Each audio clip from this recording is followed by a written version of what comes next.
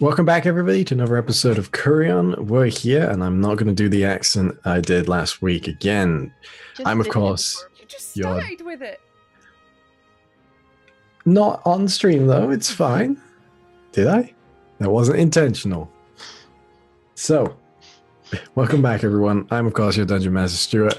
I'm joined by the rest of my long-suffering party once again as we get back into this. So, last week, last session, our party finally decided that it was time to leave Silgar, but not before a visit to the Provost, whom they had gone to expecting to ask if there was anything around the town that needed doing that their sorts would be helpful with, turned into a interrogation as a series of slip-ups, and telling a bit too much information resulted in them having to interrogate this and intimidate this aging provost into silence on pain of what presumably seemed to be death.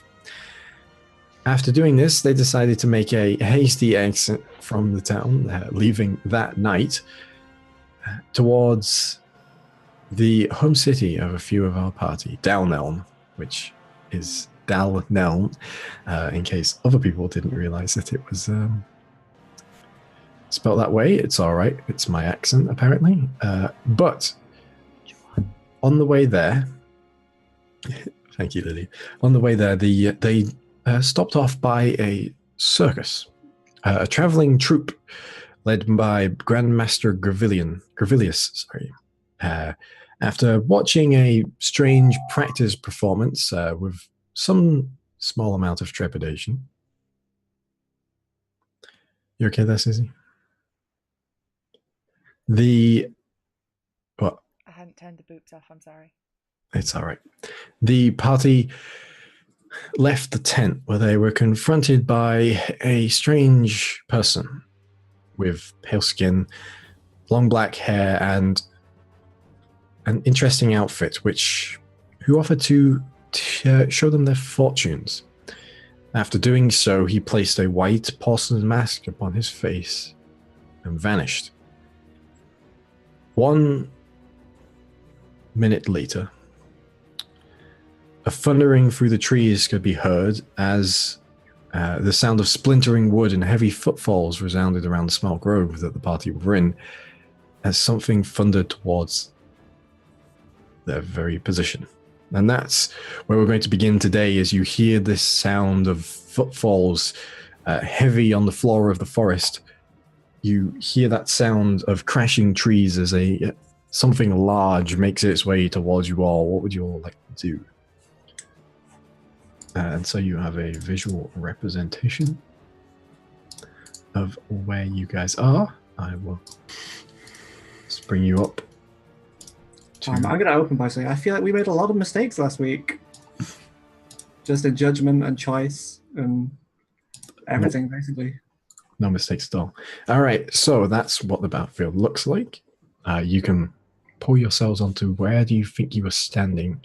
Where do you think you move to as you hear this creature begin to approach? Is that road at the bottom the road that went back to Donkey Town? The town where we left our donkeys.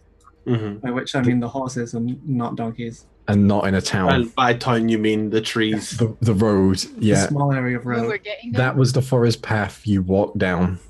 I'll be close to that. To get to here. Is it this area that it's coming from? It's coming from the top of the map.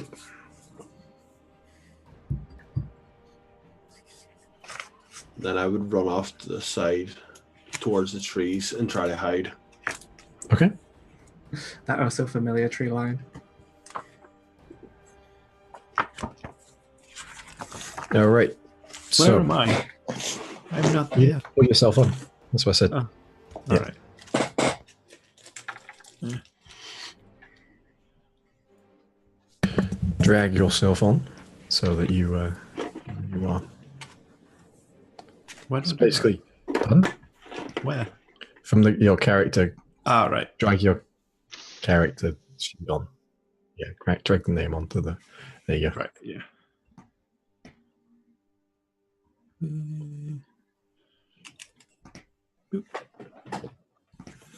Okay. So, as you quickly move into position, the sound of footfalls grows louder and louder and louder until you hear a series of bestial roars echo throughout the forest and crashing through the small ridge behind you and over the tops of these trees. A great beast the size of many a man with 7 snapping heads and a large reptilian body smashes through the trees, each of its eyes glaring about looking for you all independently. Was I able to get the hide action off? Sure. As you're doing that, everyone roll initiative. Sure. Let's go. Well, I've rolled better. I've rolled worse. I haven't. I'm just gonna stop rolling dice for gun. Just assume that it's shit. 25 to 20 then. Good start. 15 to 20? 19. 19 for Ronan and an 18 for Tristan. All right, 15 to 20. I already said that one. 10 to 15. Oh. Ooh, Okay, 5 to 10. 7. 9. 8. Y'all are good at this. Hey, I can't help it if I roll low. You can. Roll better. Wow.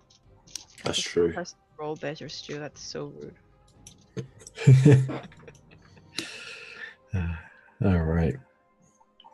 So, as this creature thunders out of the trees, it catches you all slightly by surprise, and it goes first. What's your hide roll, by the way, Ronan? 14, 21. Right. 14 plus 7. Okay. So, as you fade into the trees, the creature lunges towards you, Gun. Yep. And is going to make... It has 7 heads, so it makes 7 attacks. No.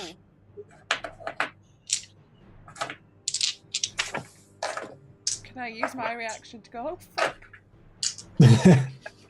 All right. First attack is a 23. Second attack is a 22. Yeah. Third attack is a 12. Nope. 26. Yeah. Another 12. Nope. 24. Oh, and a natural 20. So 5 hit, one of which is a crit. Oh, great. If you wanted to DM something else to it, you can just tell us. We're gathered here today. I didn't think I'd roll a natural 20 on the initiative of the creature, to be honest. So that's 8 damage on the first attack. Mm-hmm. 9 on the second, so that's 17 altogether. Mm-hmm. 11, so 28 altogether. My health is rapidly going down. I don't like this. You haven't raged yet, have you? That's 34 altogether at this point. That was 6. And finally, the crit.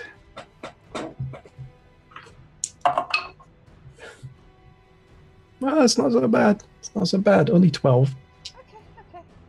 So that's, what was that like? 46. It's alright. Gun's got like 500 hit points anyway. It's fine. So as this creature bursts out of the tree line, charging towards you, Gun, each of its heads just slams into you, one after the other, bites, pulling you, flipping you into the air. You're tossed about by this creature, and as the last one slams into you and pushes you into the ground with its maw, it rears back, just leaving you absolutely bloodied on the ground, and it just snarls. You hear each of its heads lets out this sort of clicking sound, this as it ends its turn. And that brings it to you, Ronan. Absolutely rushing towards Gun, and I'm going to cast a Cure Wounds 2nd level and try to stand in front of the beast. Cure Wounds is that'll be 2d8 for 2nd level. 2nd level, yep, 2d8 plus your spellcasting mod. That is going to be 18 points. Ooh, thank you. Is that right? 8, 6, 4. Yeah, 18. Belter. Thank you very much. And I have out the Elvish sword, not the crossbow. Okay. But that's my turn. All right. And your turn brings us to Tristan. You're up next, by the way, Tilly. I would like to cast Fairy Fire on the top of it. Okay. What saving throw is that for me, bud? Fairy Fire is Dex. Yeah, Dex saving throw. Okay, that's a 9, so unfortunately that will fail. Yeah, boy. So, as you extend your hand, once again, the shower of glitter spurts from it, coating this creature in this opalescent shade of purple that flecks off it like glitter that glows in the slight nighttime air, illuminating it for you all. And that will end your turn, unless you'd like to move.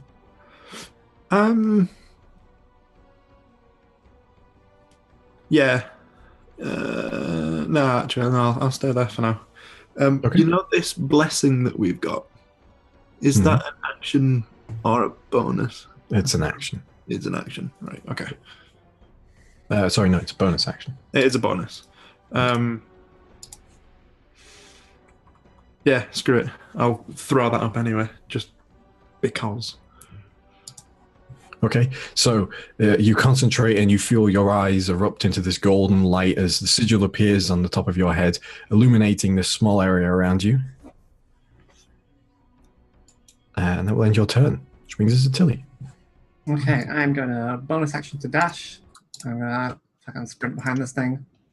I'll probably tumble under it in the process. I will get out Galkrish. And I'm going to stick it. Okay. Good old one visceral attack. Go I've for it. got advantage, right? You do. You don't have advantage. Fairy Fire. Oh, Fairy Fire. Yeah, my bad. Yeah, forgot about that spell. Well, that was a natural 1 and a 6, but I can reroll the 1 with lucky. It rolled into a 2, so 15 plus 2 for the what's it called? When I'm on the other side from someone. Flanking, so 17. Yeah, that hits. Yeah. Okay, nice. Let me just acquire a tower of dice. So that's 3d6 plus. That wasn't bad actually. 16 and 17. That's 23 points of slashing damage. 23 points of slashing damage. All right. Yeah. So, as you dig the claw into the back legs of this creature, you tear out giant chunks of flesh. You hear the voice in your head going, "Yes, good, good." As that will end your turn. Brings us to Namari. I'm going to attack it with both Eldritch Blasts, and I'll throw up a hex as well. I'm hexing strength checks. Okay, go for it. That is 16 and 15 to hit. Both of them hit. Nice.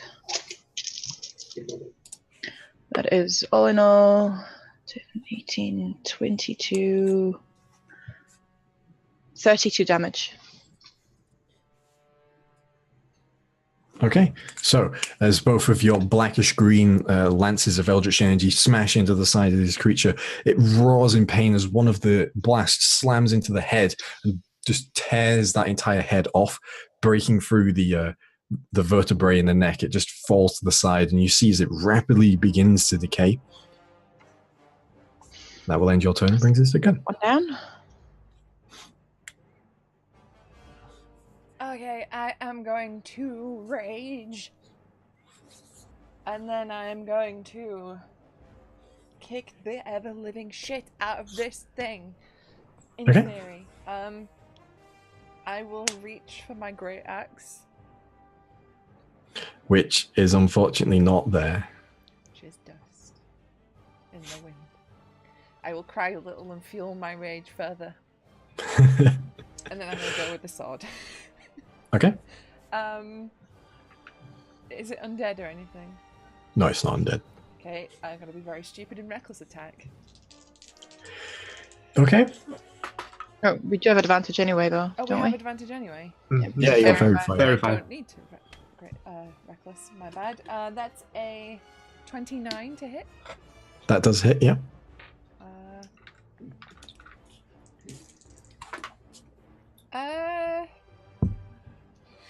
That's 17 slashing on my first attack. Okay. Second attack. Whoo! Thank God for advantage. 25 to hit. That does hit, yeah. And then 19 slashing on the second. Okay, so that's 17 plus 19, right? Mm-hmm. So it's 36.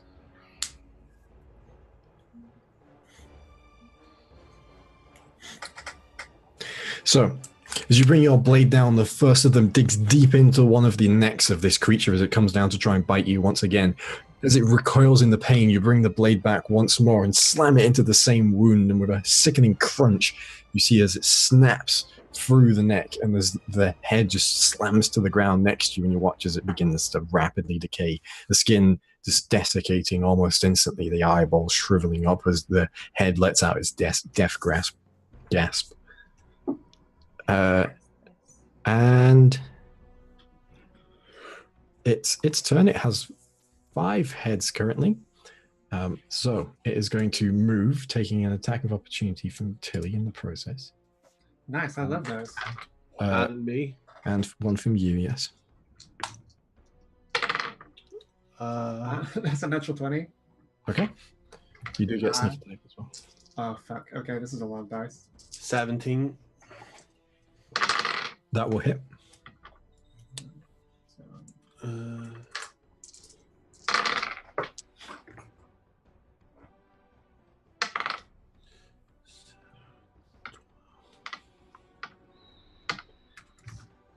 That is going to be 26. That is 32 points of slashing damage. Okay. And 16 from me.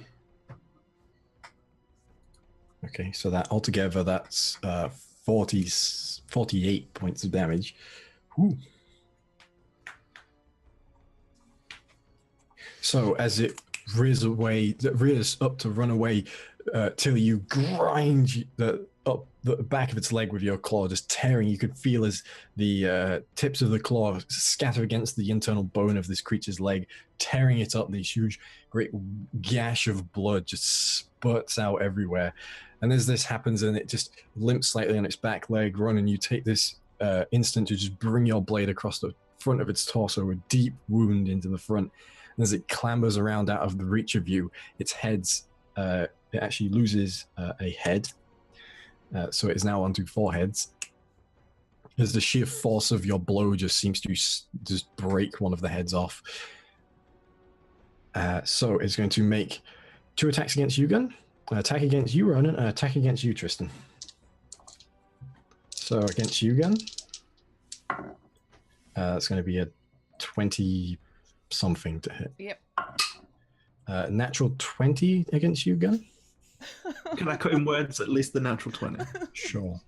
No, it's not even going to bring it down to anything reasonable. That's Okay. Against you, Tristan, that's going to be a 16. hits. And then against you, Ronan, that's going to be like a 25. All right. So against you, Gun, the first attack is a 11 points of damage. Halved. After 5. And then the second one is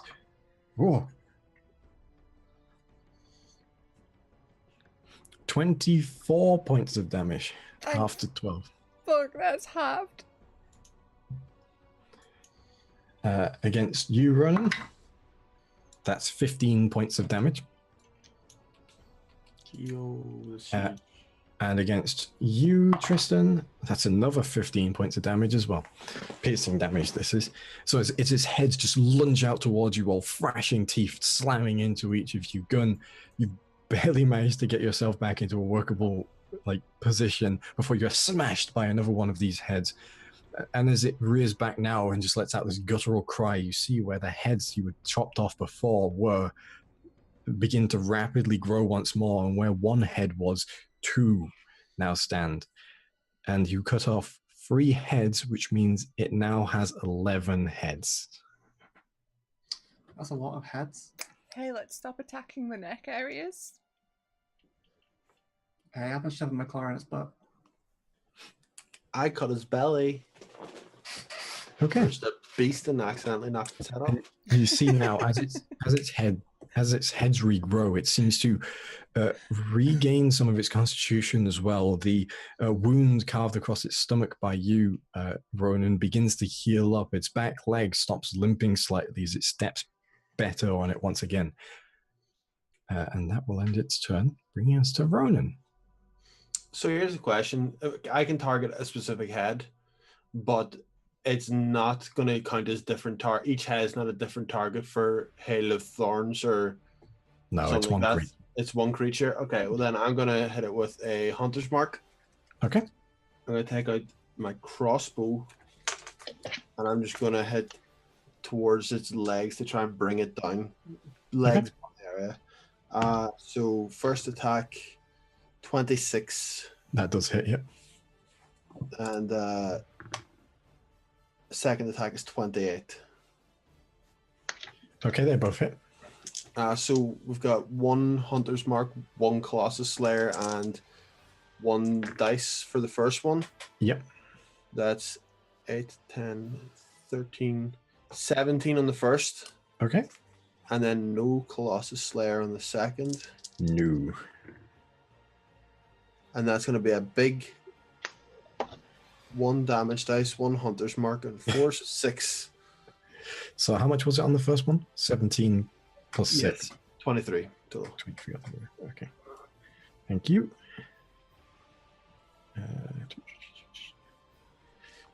Stuart does maths. It's really hard. Okay. Yeah, and then I'll move to here. Whereabouts are you moving? Okay, you're moving back into melee range. Yeah. Well, your melee range. It was still in range of you. Okay, that will end your turn. Brings us to Tristan. I would like to attempt to blind it.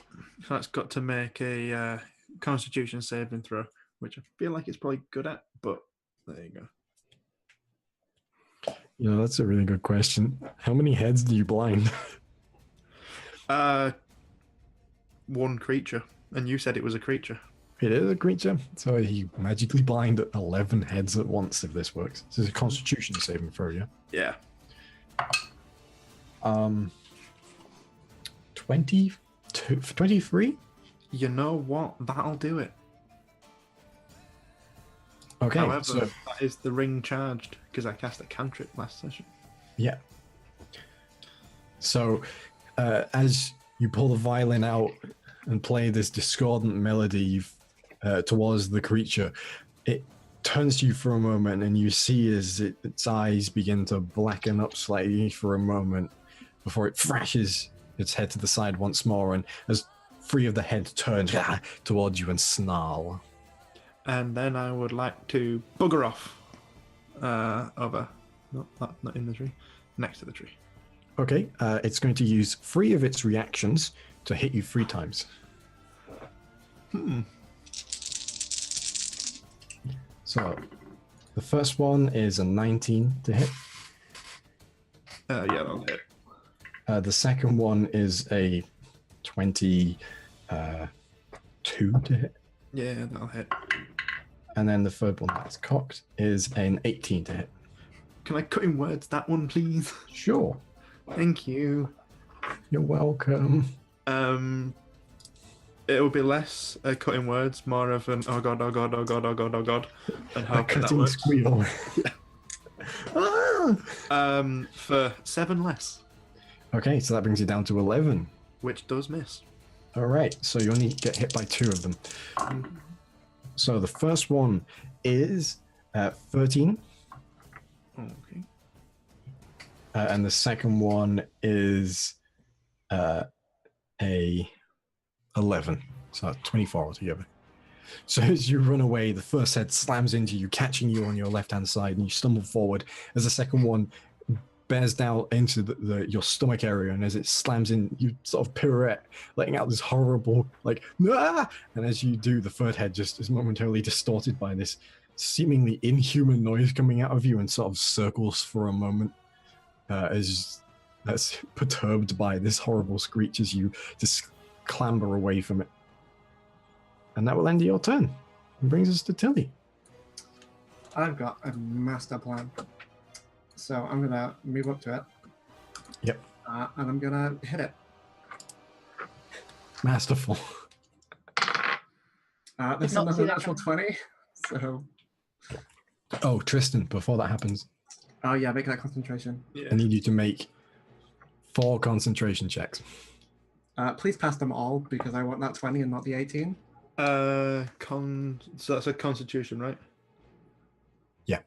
Yeah, okay, so that's 18 on 1. Yep. That's a natural 20. Okay. How many did you say to make? So another natural 20. 4. This is your last one. There was 2 in a row. Nice. You can also get with the sigil, the advantage on a saving throw. On A saving throw, yeah. An A saving throw. I know. Well, that was 19 on the last one. Oh, yeah, you make all of them. Didn't roll less than a 16 on the dice. Despite you running away, you still are able to keep up concentration on this verifier spell. So you do get your natural 20. So I do get my natural 20. I'm going to expend menacing attack and add the superiority dice to this attack as well. Okay. So that's 5d6 by default, double to 10. Yep. I only have 4, so give me a minute. Okay.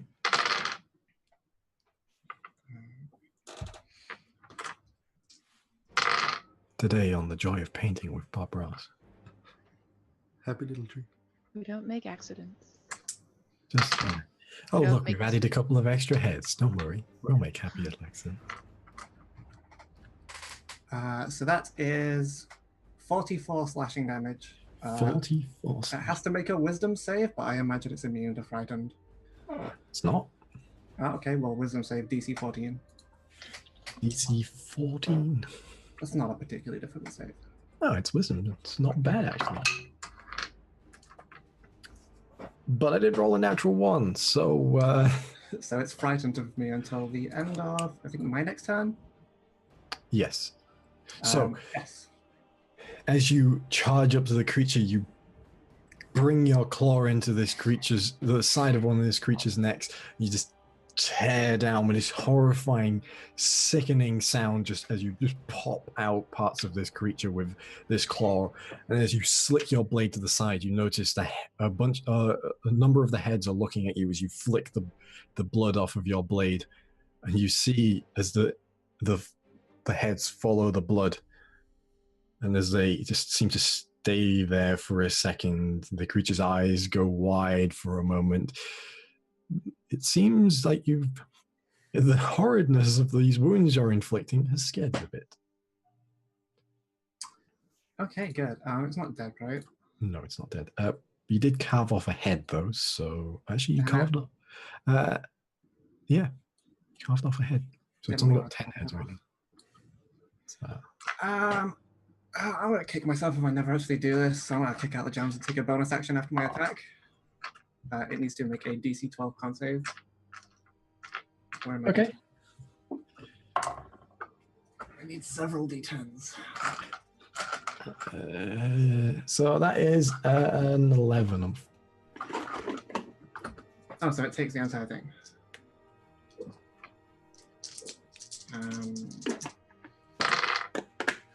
I realized it was supposed to have advantage on the saving throw against being frightened, so I did it. I rolled 6, so...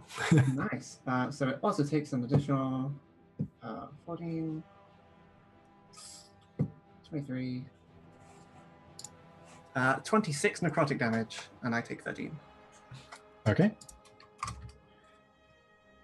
So, as you flick the blood from your blades, you bring the claw back up, seemingly overtaken by this force for a moment, and as you bring the blade down once again, this time slashing at nothing but air, you see the specter of 4 great claw marks tears across the entire body of this creature from top to bottom in the air, and there's these 4 blackened shards of night core through this creature. You see now as the entire creature begins to just drain of all of its seeming life force almost instantly as it's torn to pieces by the emanation from this claw.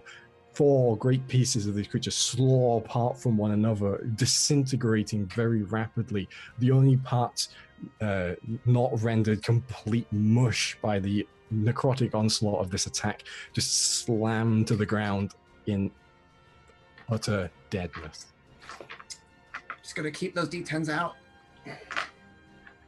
And as this happens, the voice in your head once again just, yes, use my power, unlock my potential. I would like a charisma saving throw from you, please. Do I get the temp health before or after I take damage from doing that? After. Okay. So you deal the damage, and then the creature dies, and then what is it? Charisma save? yes. Boy, am I good at these. I dropped my D20. And that was an 8. So you once again feel this strange compulsion from the claw to obey its commands. You feel this sort of rage begin to bubble up inside you towards any creature that would mark itself as your foe. Oh, well, that's nobody, so that's great. And currently, yeah. But it does not seem to go down at all. And you also continue to get that feeling like, I shouldn't tell anyone about this right now. I've been doing real good at that so far. So, as this creature lays dead before you, you see as the parts that are shorn by this great shadow claw that appeared in the air begin to bubble and fester with this sort of blackened, almost mold-like appearance to it. It is dead. It's very dead. I did it. Hey, Tilly, quick question. I mean, that was What the fuck? cool. What the fuck was that? That was I just kind of held Galcrush up. I'm like, what, did you think it was just a piece of metal? terrifyingly cool. Damn. Oh my god. I mean, it's just, magic. You guys do it all the time. Yeah, but As you look down towards Galcrush for a moment, Tilly, when you held it up, you see that the obsidian, which was inlaid into it, which has started faintly glowing before, is now glowing slightly brighter. That's not good. So how about the circus, huh? That turned out great, right? I mean, it was thoroughly enjoyable, but the show you just put on was something spectacular. I'm going to incite the shit out of Tilly, as I don't know if Tilly remembers or not, but we were looking in people's caravans and not seeing a show at all. That is misdirection. No, I mean, as in, what crap this circus turned out to be. I was very wary and it turned out to be bad. I believe Tilly was being sarcastic. Still going to try. Sarcasm.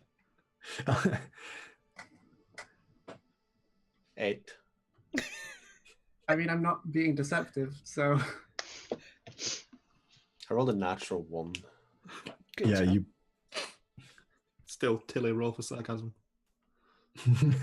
What's my stats up, Evan? like a plus 40. it was It's 48, weird. All right. So, what would you like to do now? Bleed out. Mourn for my lost axe. what happened to your axe gun? You had an axe. I had an axe. Why? I mean, we need to be a bit more specific on that one. Yeah, you've had a lot. Let me just remove that from your character sheet. Oh my Make it god. official. Just rubbing it in. What? It turned What to happened to that fucking priceless heirloom? dust.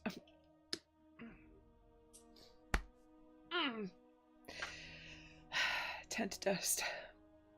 You shouldn't grip it so hard. How many axes have you lost now? Too many. That's the fourth. We need to get you an unbreakable one. Yeah. Maybe just one that doesn't turn to dust. Be a good place to start. Yeah. Well, we should see if those horses have not been stolen. Before we move, I'm going to take out the medical kit and tend to wounds. Okay. So What health are you on? By the way, I Sid? am on 20. Oh, I thought you were lower than that. No, because I got healed up to like nearly 40 by run. All right. I don't have any visible wounds from doing the Galcrush thing, right? I just feel bad. No.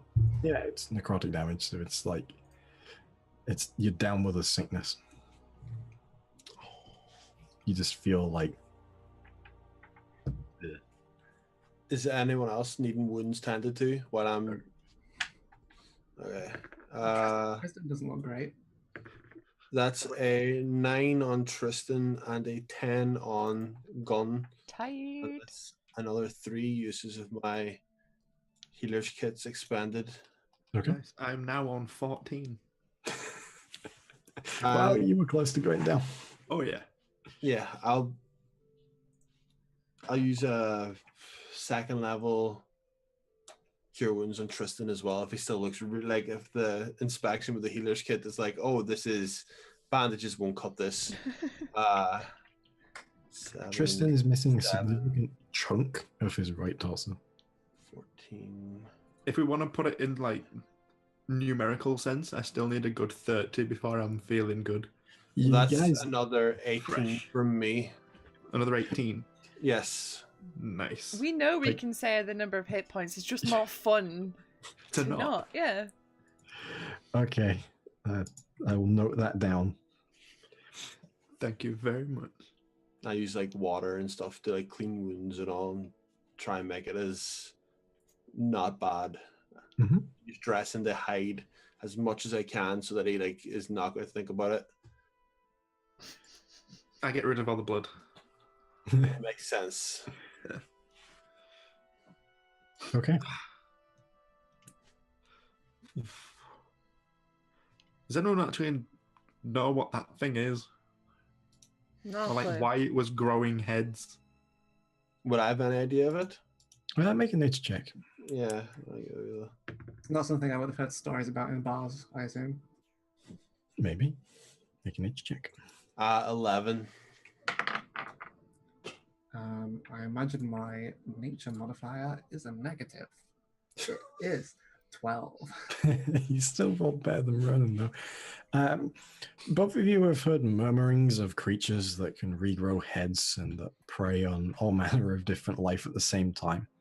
But unfortunately, the name escapes you. It's a snake. I don't know if it's a snake. I mean, I've seen- technically, it's like a lot of snakes. It's just what I've heard. Yeah, I don't know. I've only like I kind of remember something about it somewhere. It might have been in a book or something from long ago, but I have no idea. Do we reckon anything's useful on it before we just bugger off? Because this thing nearly killed me. And I would like to get my money's worth of almost dying, please. The heads like immediately rotted once they were cut off. The ones that were cut off, yeah, a good portion of its body has been turned to the horrible mush by Galcrush, but there are a couple of heads which are still sort of laid on the floor, their mouths open, tongues lolling out. I mean, if we're going to go by that metric of stuff almost killing Tristan, our bags would just be permanently full, so... I mean, this one, and I tap the bag of holding, kind of is right now. Or it's getting I there. mean, we could make assumptions that like scales and teeth are useful just because the scales of any tough creature are generally useful, True. and like sharp teeth are useful. Yeah. It's up to our good ranger if he wants to cut them out. Oh, 'Cause yeah, I for as sure. shit can't. Yeah, that's cool by me. Just getting all the like fucking dirty moldy rot part and didn't matter. When And it comes to it is bubbling is the rotting part. that's alright. 15 plus 7 for survival to try and remove scales that I can and teeth. Okay. So as you pull out your dagger and you start prying teeth out and scales, there's unfortunately not that many sizable scales left because obviously the scales on the neck are usually smaller to allow for the motion. You managed to get about 26 different scales, and all in all, of all of the teeth that haven't been broken, there are 18 teeth. These are not including the smaller ones that are quite tiny. These are decent sized teeth. Gonna have to farm a bunch more to get the full armor set. Yeah. How many scales did you say? Shitty drop 26. rate. So.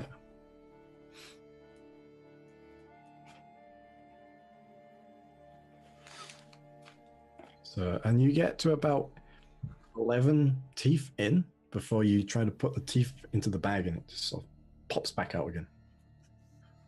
That entertains me for a good solid 5 minutes. Put the teeth in it. I guess it's full. If anyone's like trying to rest, I'll go behind them and like put it in the bag and see if it fires on top of them. It lands on top of them. Nice. Well, we I'll should take it definitely go check that cart before we Just start give them- thinking about resting. Give them here, and I mean, they're how big are they? They're like Stuff some in my backpack, I guess. they're like a dagger sized. I'm not making that hand motion. As you go to stuff one of them in your pack, you see a magpie flutters down, grabs it out of your hand, and flies What? off. What? You? I mean, that is a strong bird.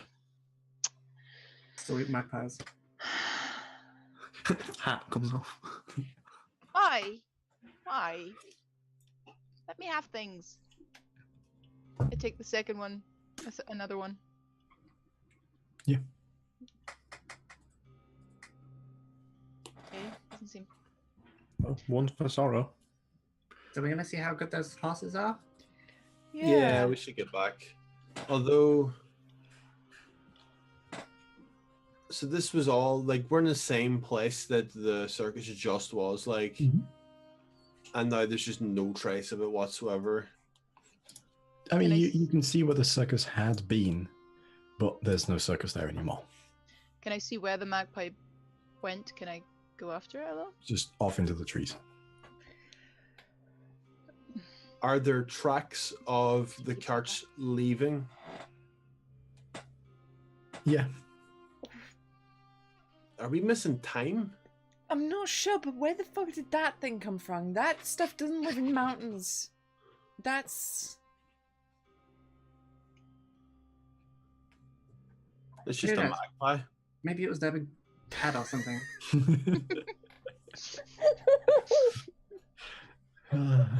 He's not wrong. That was a magpie. I told you all this was a grift.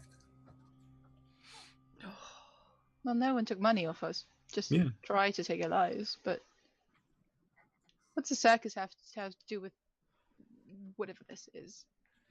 Well, I don't know, and I don't really want to find out. Maybe it's all still part of the performance. I don't think so. Yeah, I hope not. No. Because Yeah. I can see, if you look over here, you can see where the cart was moved. Like, you can see tracks. Cart's gone. Circus is gone. But how did it go?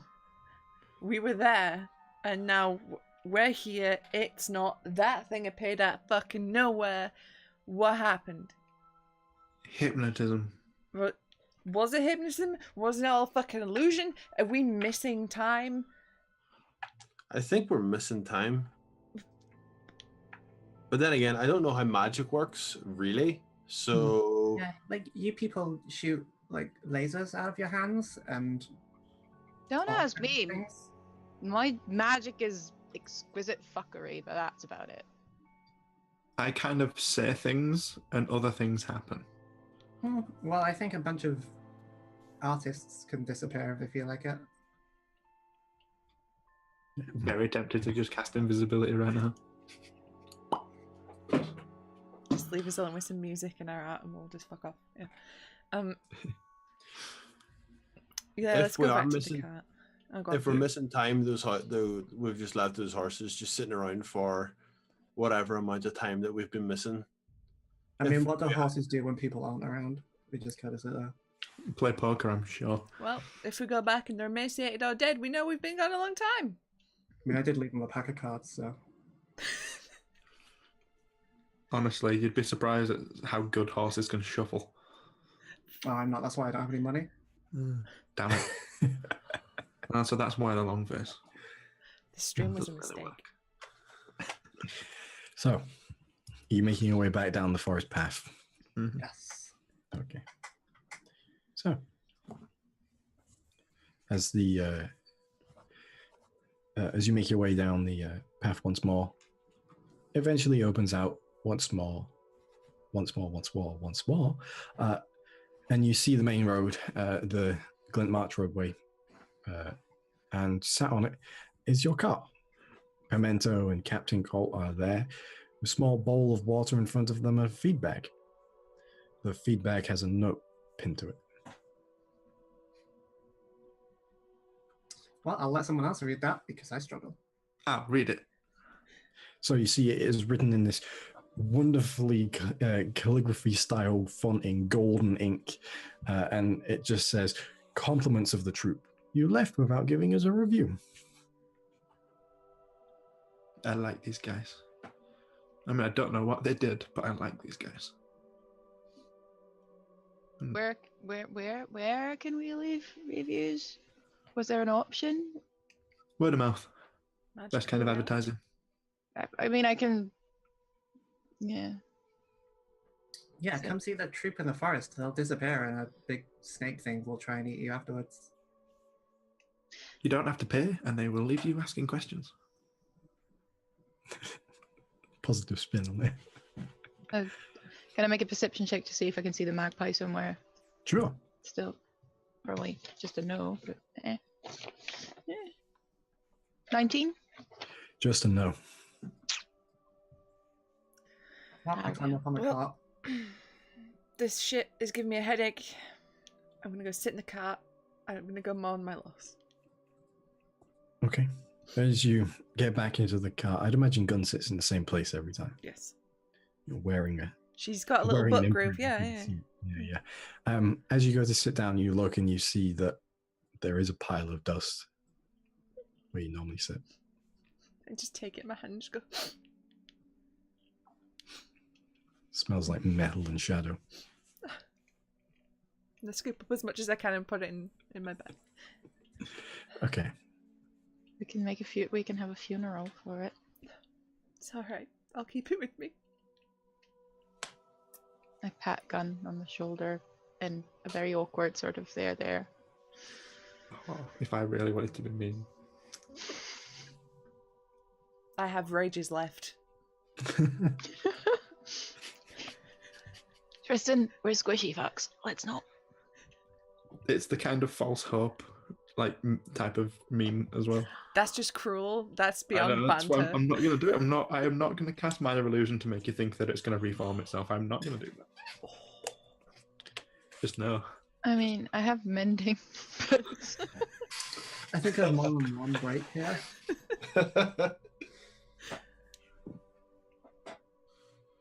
So, what would you like to do now? Don't know. It is like 11 o'clock at night, by the way. Oh. How far off were we? Didn't we set off at night? Yeah. So we're on like night travel cycles right now. I would have thought that at some point in time you would have reset yourself to daytime, or is that? Because it did take a few days, didn't it? Yeah, this is day 3 of travel. Well, then I guess it's how far away do we reckon we are? Is it worth resting and then having another journey, or pushing through and getting into the city at night? Wait, what time was it though when we came across the circus? About to ask the exact same thing. Early evening, Okay. maybe like 5 o'clock. We can rest. Plenty of time. Yeah, I mean, having a good sleep is fine with me. Gotta go for a good I've sleep. still got the hut. Gotta get those hit dice. So you can get hit by dice Yeah. really hard. Alright, yeah, I'm cool with us having a rest. Yeah, fair enough. I'll take first watch because I don't have the good night eyes. Okay. All right. Who else is taking watches? I'm I will. So what order are you doing it? 4 watches needed, 2 hours each. Me first. Okay. Yeah, Oh, fine. I'll do it. second. Yeah, I get to sleep. I'll take last watch. Okay. I make the hut, therefore I get to sleep. All right. So do you make the bubble around the wagon? I don't know how big is the wagon because the hut covers 10-foot radius, so 20-foot diameter. The wagon. You could fit the wagon in there and the space outside of it as well. Wagon's Okay, only yeah. like 15 feet long. Yeah, Oh. sure, why not? People can sleep in the wagon, in the hut if they wanted. Yeah. All right. So, as you bed down, Tilly, roll a d12. That's a 3. Okay. I still don't know if that's good or bad. So, as you sit watching from inside the sphere, it's pretty quiet out there. It's pretty quiet. Eventually, your watch ends and you go to wake up Namari. That's a 2. Okay. For you as well, the watch is quiet. It's a main road. There's not much to it. And you eventually wake up Gun, who makes a roll. Oh, fuck, that's a 12. Okay. And for you, Gun, you watch as about halfway into your watch, you hear the sounds of hooves and wheels grinding on the road. And as you look coming down the road late at night, is lit by a small lantern, is a cart. There's 2 people wearing long travelers' cloaks with hoods on, sat on the front of the cart. You can see the back of it is piled high with various different boxes covered over by a sheet of cloth that's tied down. As they come close, one of them sort of glances over to the bubble and the other one points at it. And as they're going past, you see they're sort of just looking. You can't see much of their faces because of the darkness and the occlusion of the lantern light. But you can see there's a sort of that like confused look to their faces as they go past. And the one that's not currently got hold of the reins is standing up and looking back and seeing if anything happens to it as you go past. Could they see me in the bubble? No, it's dark from the outside. Well, it's whatever. Oh yeah, color we've got like tinted shades going on. Yeah. Yeah. Okay. And they go past. So they like, I couldn't see what they were carrying on the cart. It was Covered up. covered by cloth, but it looked like from the shapes like barrels and boxes. And All right. Cool. That's less disastrous than the last time I rolled a 12 on a watch. mm-hmm. And finally, Bronan. As I go back to bed, I kick Tristan. Completely accidentally. That's a 12. Okay. So, as your watch is almost an end, you hear the sound of hoofprints. Hoofprints? Footfalls on the ground once more, and you see as going past you. The sun's beginning to rise at this point. There is an armored goat, a very big, giant ram, covered in this sort of squarish armor. The front of it is modeled to look, that goes over the head, is modeled to look like a dwarven face. and you see the wings that come off the side of the helmet then go into the giant horns of the ram, which are tipped with these bronzen spikes. Astride it is a fully dwarven plate-armored dwarf figure with a banneret out the back, which instead of hanging a banner on it, you see a large coin with a beard and a hook from which a lantern is dangling, which is sort of swinging side to side now as it illuminates the area around. Slung along around this dwarf's body is a satchel bag, and you see a number of scrolls sticking out the side of it. And on the other side, on a heavy chain, is a large book, which is incredibly ornate. And on the dwarf's back is a big two-handed mace. Do I have any idea what the hell this is? It's a dwarf riding an armored goat. Yeah, but in terms of, with the banner and the scrolls and stuff, is it like... I mean, you've seen a courier before with the knapsack full of scrolls. Yeah. It looks like that, but dwarven. That's cool as shit. Yeah, I'll just keep in mind, is it just passing by? Yeah, just passing by. I keep an eye, and I should be wandering a little bit from the dome as well. So if it sees me passing by, I'll just give him a wave and a good morning. You just see as the dwarf goes past, a hand comes up, just like a hail. Yeah, just let it fly on by.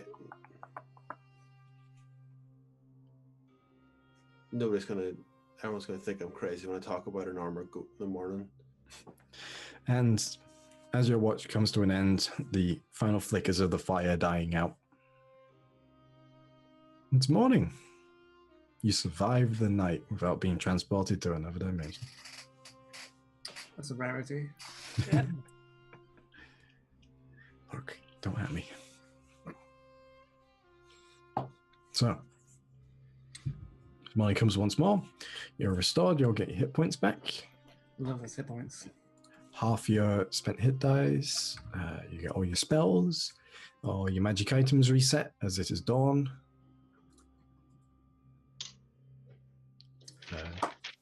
Let's Roll go for your X, Susie. Wait, never mind. Forgot for a second there. Oh my god. Oh. It's just fucking Oops. cruel, Stuart. That's I worse forgot. false hope than what I was going to I'm do. sorry, I forgot. I feel like funeral trumpets. Da, da, da. Oh, hey, it's Bike Are in Club order. this week. Yeah, the worst. So,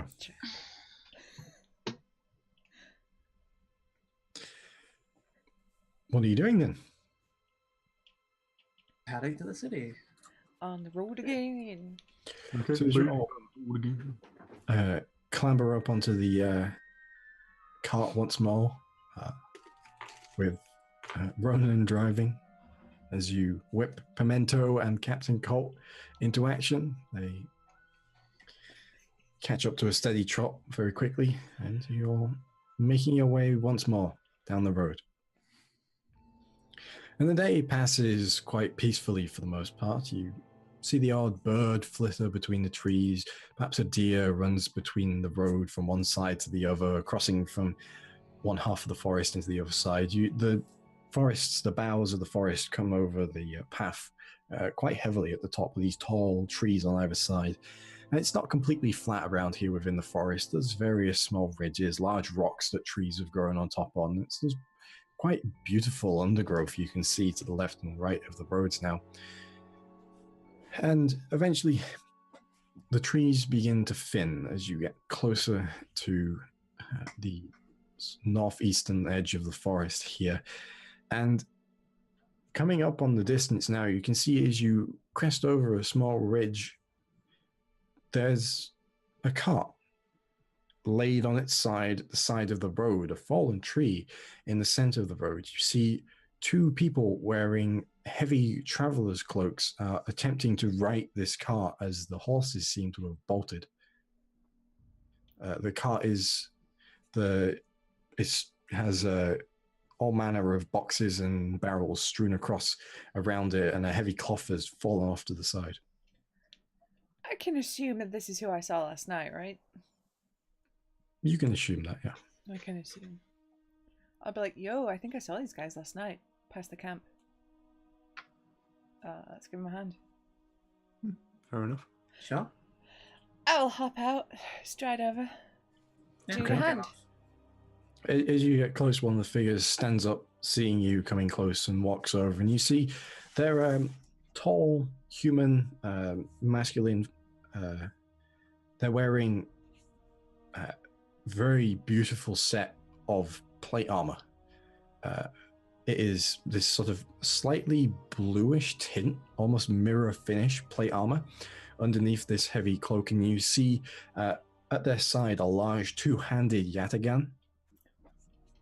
They're clean shaven and they have white skin and features, however, it's heavily tanned. And the top of the head and the hair is covered by this traveling cloak. As you get close, he just goes, Hail, our cart has run into some trouble. I don't suppose you could help us in some way of getting it out of there? Yeah, sure. It should only take one more person. Could you perhaps help us? Yeah. Step aside. This sort of goes over with you back to the cart. And as you go to pull it up, the other figure looks up at you, and you see now this figure is incredibly scarred across the face. You see tribal paint down one side, two white lines down one side of the face. The other side is this massive scar tissue, which seems to be peeling away in some parts, almost like incredibly dry, flaky skin, but several layers deep. And turns to look up at you. You see one eye is completely white and shriveled in. It's not like blind. It's sort of almost sort of slightly desiccated. And as he looks up at you, says, "You're ours now." Ah, you feel shit. cold steel on the back of your neck as the yataghan has been drawn and is at the back of your neck. As the night figure turns to the rest of you, if you know what's good for you, we'll stay where you are. Leaping the fuck into action. Hold person on the guy with a sword and guns now. Raging. Okay. We don't know what's good for us. You've picked the wrong people. It's like the worst possible fucking person they could have put a knife to the throat of. Idiots. Oh, and we're going to tell them that. Oh, morons. Okay. So, let me just get you all going. You all roll initiative for me then, please. Okay, let's roll higher this time. I did it. Aaron, you have to say that every time because I rolled high too. We're totally the not technique. superstitious. It's a mistake I've been making all along.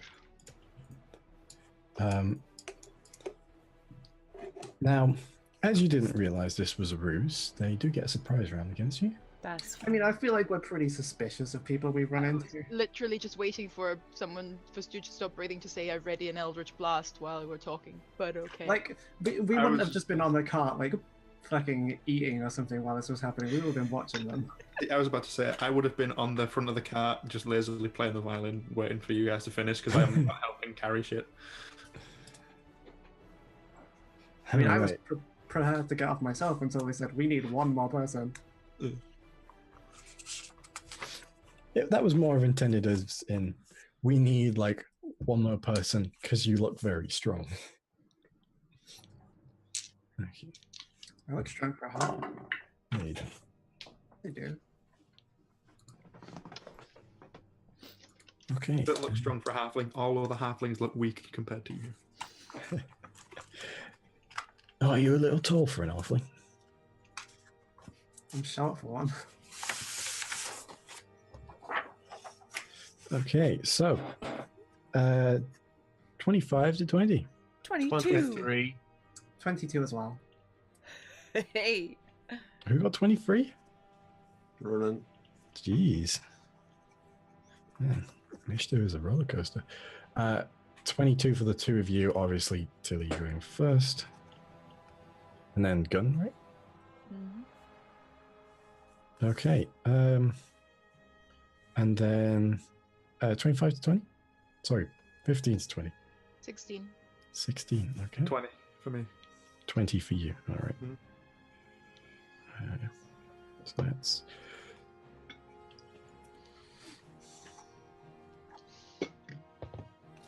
Okay, 5 to 10? Oh wait, you guys are already gone, right? All of you are on the both. Ronan, Tilly, Gun, Tristan. Where'd you... Oh, Namari's... Right, yeah. Hadn't written Namari in yet, even though you told me yours. I'm really good. I mean, I'm not taking it personal. Is that sarcasm again? Lydia will remember this. Yeah, well, she can remember it all she likes. All right. So, first up,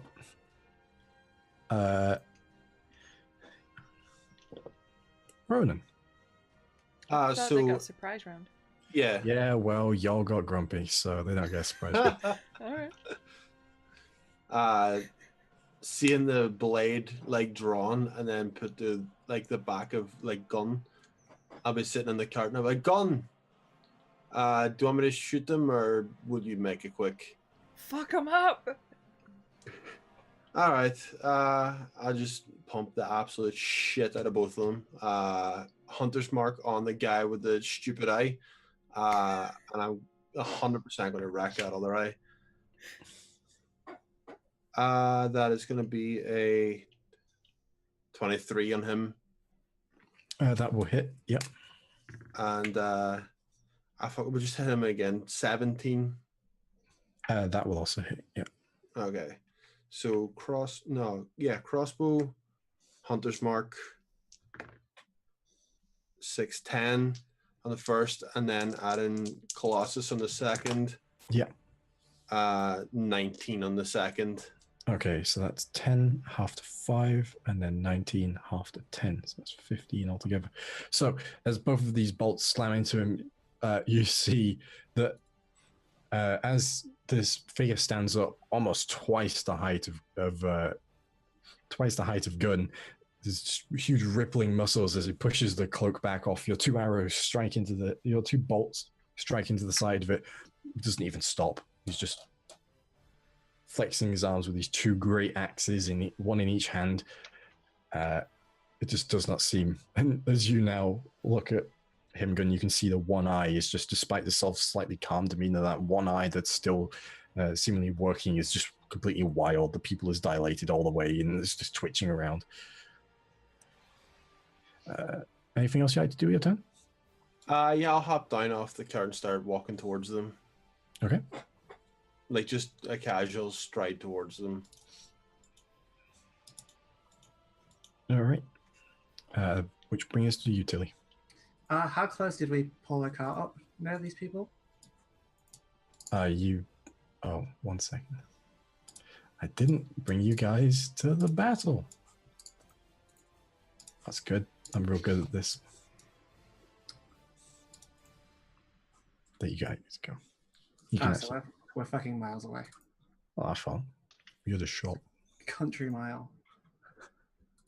It's not that far. You're just shot. Alright, that's rude. I can't do the thing I wanted to do. So, real far away. I'm gonna bonus action, fucking sprint on over here, and I'm going to hit this man Okay. with my claw. I am probably actually not going to do that in hindsight because I rolled a 4. That does not hit, unfortunately. It's Well, just the claw scatters plus across. 9. It's 13. No. Plate armor. There's a claw scatters across the armor, just tearing a hole in the cloak. Figures looks down to you. That will end your go, which brings us to you, Gun. All right, I'm gonna start laughing, rage, turn around, and fuck the one up that Stevie shot with my sword. Okay, go for it. I'm gonna do reckless attack because I'm pissed as well. Okay. Natural 20! Okay, so that's we double the dice, right? You use 4 of these rather than. Yes, by roll. Cool. Oh, okay. 21 slashing on my first attack. Okay. Then again. Oh, does 16 hit? No, as your sword bangs off the plate armor after the first one carves deep into the night. He goes, ugh. And just brings up his sword with the second one, catching your blade, twisting it to the side, almost knocking it out of your hand. All right. Anything else you'd like to do? Nope, can't do anything. All right. Brings us to Tristan. I would like to mock viciously the guy in the shiny armor. What's the range on that? 60 feet. Okay. Go for it. I'd just like to say, now actually it's you who should put your weapons down. You really picked the wrong people. Okay. And it's a wisdom save. Oh, not bad at these. Excuse me, that's a 14? Nope. No, okay. Means he takes 2d4. 2d4. Yeah. Very nice. 2d4 psychic. It's going to be 5 points of psychic damage and has disadvantage on his next attack. Okay. So he puts his head for a moment, looking up at you. You just see his eyes glare. I just wave. Which brings us to the Knight's Go. And the Knight looks around. You see, calculates for a moment. This is going to take more than us. Bring them in! And you see he's emerging from the undergrowth around the ridges around the side. You see various figures cloaked in varying different shades of robes. And as they clamber up, you see some of them wield in one hand these large blue crystals that seem to pulse with power. And then they're going to make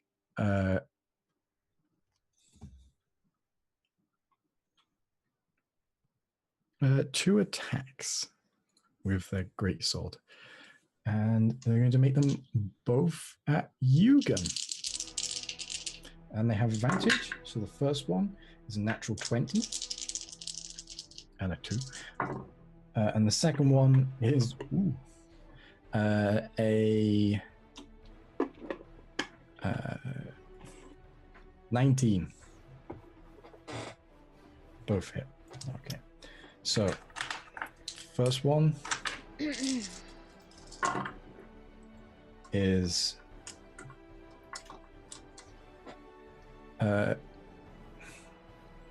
19 points of slashing damage.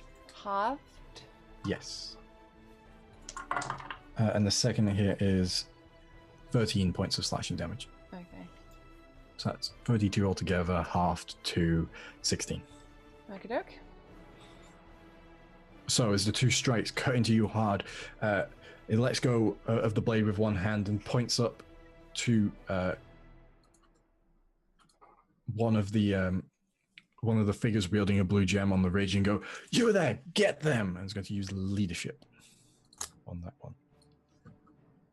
And that is going to end the Knight's turn, brings us to Namari. I am still going to hold person on the big guy behind Gun. Okay. So that's a saving throw, wisdom, I believe, All right. against 16. That's going to be a 16. Ow. That's fine. Unfortunately. That was a very weird sound. All right. So that will bring us to the rest of the enemies. So, the one on the right is going to cast Hold Person against you, Namari. Counter spell. Okay. The one on the left is going to cast Hold Person against Ronan. Sorry, I'm out of spells. That's a what save? That is a what's the save on whole person? Wisdom, I Wisdom, think. I believe. Yeah, wisdom saving throw. Okay, I have to... I'll actually get out of here. 19 plus whatever I have. Yeah. So you push past that and break out of the magic as you see them hold this blue gem aloft. One of them, you see as Namari swipes their hand with the signet ring on it. It just the crystal sort of taps slightly and the blue glow vanishes for a moment as they scramble to pick it back up again, looking down at Namari. The other one puts their hand out towards you, holding the blue crystal high. You feel yourself begin to tense up, but you push out of it, just willing your way out of it.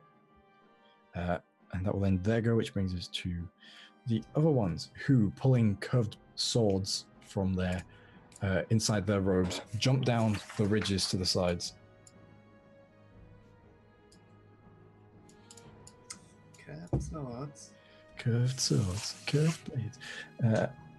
And two of them are going to make attacks against you, Namari. And that's a natural 20 and an 18. Right, Stu, just as clarification, what happens if I cut in words a natural 20? Would it just stop it from being a crit? A crit, yeah. I'll cut in words that. Yes. If it's not, it reduces the number rolled on the dice. It was answered in the sage advice. Right. Because I was wondering from the last fight, and I probably could have done it then. So yeah, I'll cut in words the crit. 7 off of that. Okay. So whatever that total was. It was 25, so 18. So. It still hits, yeah. Okay. Well, it's not a crit. Thank you. Yeah, I do appreciate that. So the first attack is 5 points of damage. Mm-hmm. Second attack is 7 points of damage. So 22, no, 12 altogether, sorry. Funny thing is I'm on 22. Well, there you go.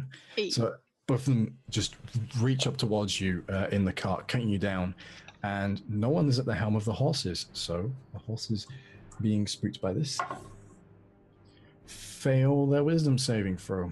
And so the horses and everyone in them moves a horse's maximum speed,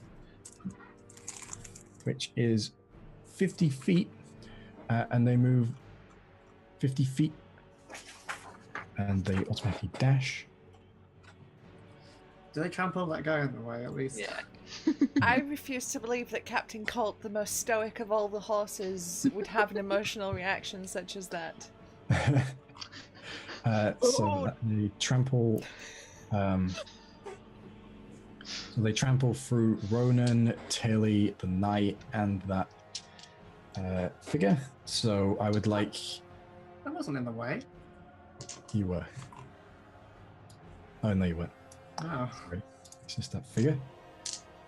So it's just that figure who fails the dexterity saving throw and takes 9 points of damage from that as he's slammed to the floor by the passing horses. Taking that prone. All right, and that will end their turn.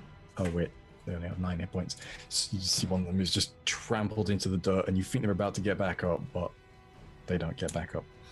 See, I don't know whether that was Captain Colt or Pimento. That was Pimento thing to do. That was Pimento, yeah. Pimento's on the left. So one of them's going to make a strike against you, Ronan. That is going to be a 17? That is my AC. Okay, so that hits. That's so 7 points of damage as the scimitar cuts into you. And finally, the large figure just stands up tall, and you see now as he pushes the cloak off his back, he's got this large symbol carved into his chest.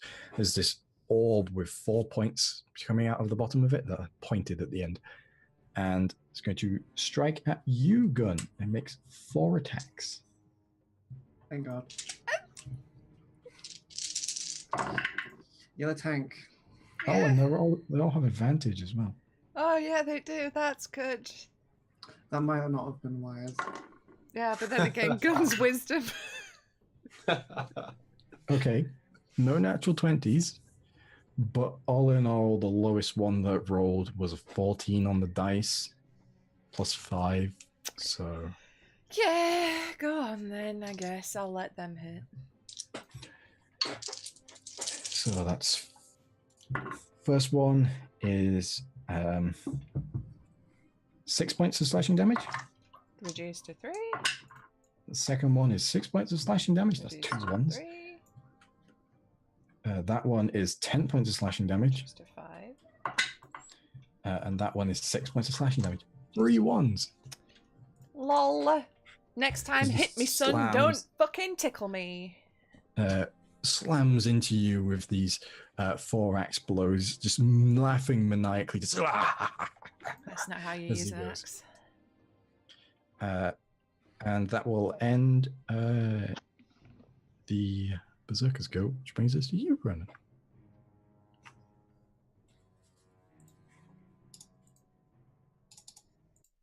Might want to unmute yourself, pal.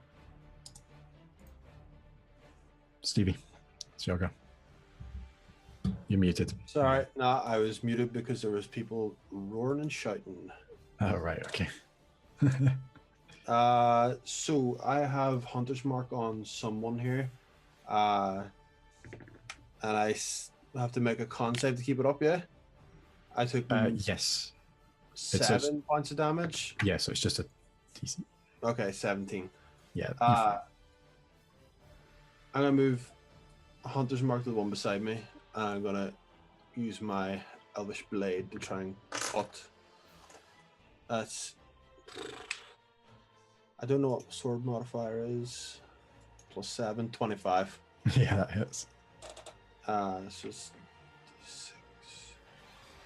D6. And there's no Colossus Slayer on it. No, just this. So 13. You just carve this figure down. As he slashes at you with a scimitar, you pull your blade out, pushing their blade to the side, and just cut across their torso. Not wearing any armor, it just cuts straight through into the main organ area, and just, the figure just falls backwards, Hollywood style. Then I will move this way, backwards, where the rest of the stuff at the back here is, and I'll just sort of take up position blocking the people behind me. Okay. And that's all. All right. That ends your turn. Brings us to Tilly. I'm going to try and grapple this dude, because that's Okay. always fun. So that's a athletics check, right? Yeah. Let me check my bonus. It's okay. Not when I roll a 3, it isn't, so that's an 8 total. Yeah, natural 19 on this one. This video game. Okay, I'm going to try and hit him Mhm. instead. I'll bonus to 2-weapon fight. Okay. With... Gokish. Oh, right, okay. Oh, yeah, because you can just be like, yeah, my main hand weapon is my fist. Got 2 fists. Yeah. That is a 24 to hit this time. Yes, but it's going to use its reaction to... Actually, never mind. No, it's not. That's not Okay. high enough. That does hit. Yeah. Never mind.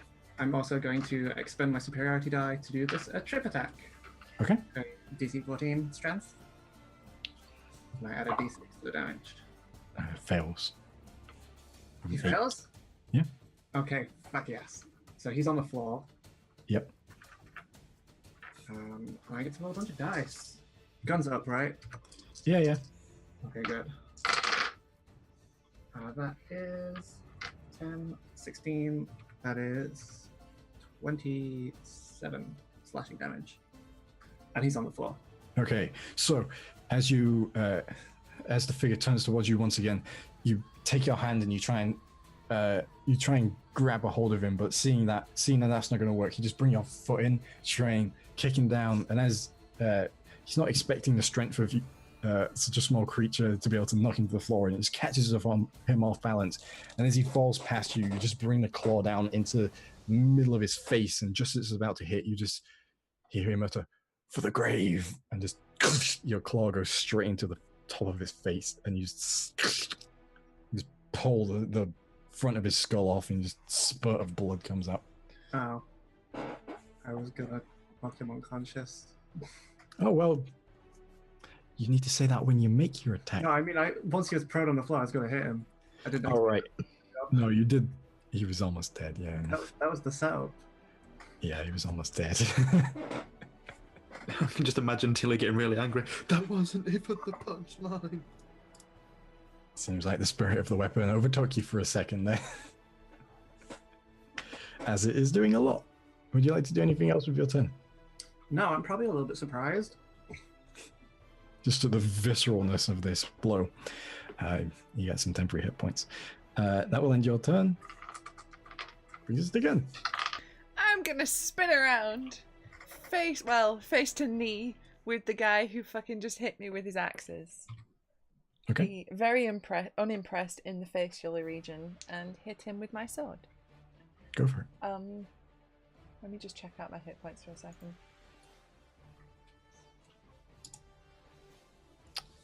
Yeah, fuck it. Let's do reckless again. Okay. 25 to hit. That will hit. Yeah, funnily enough. Weird.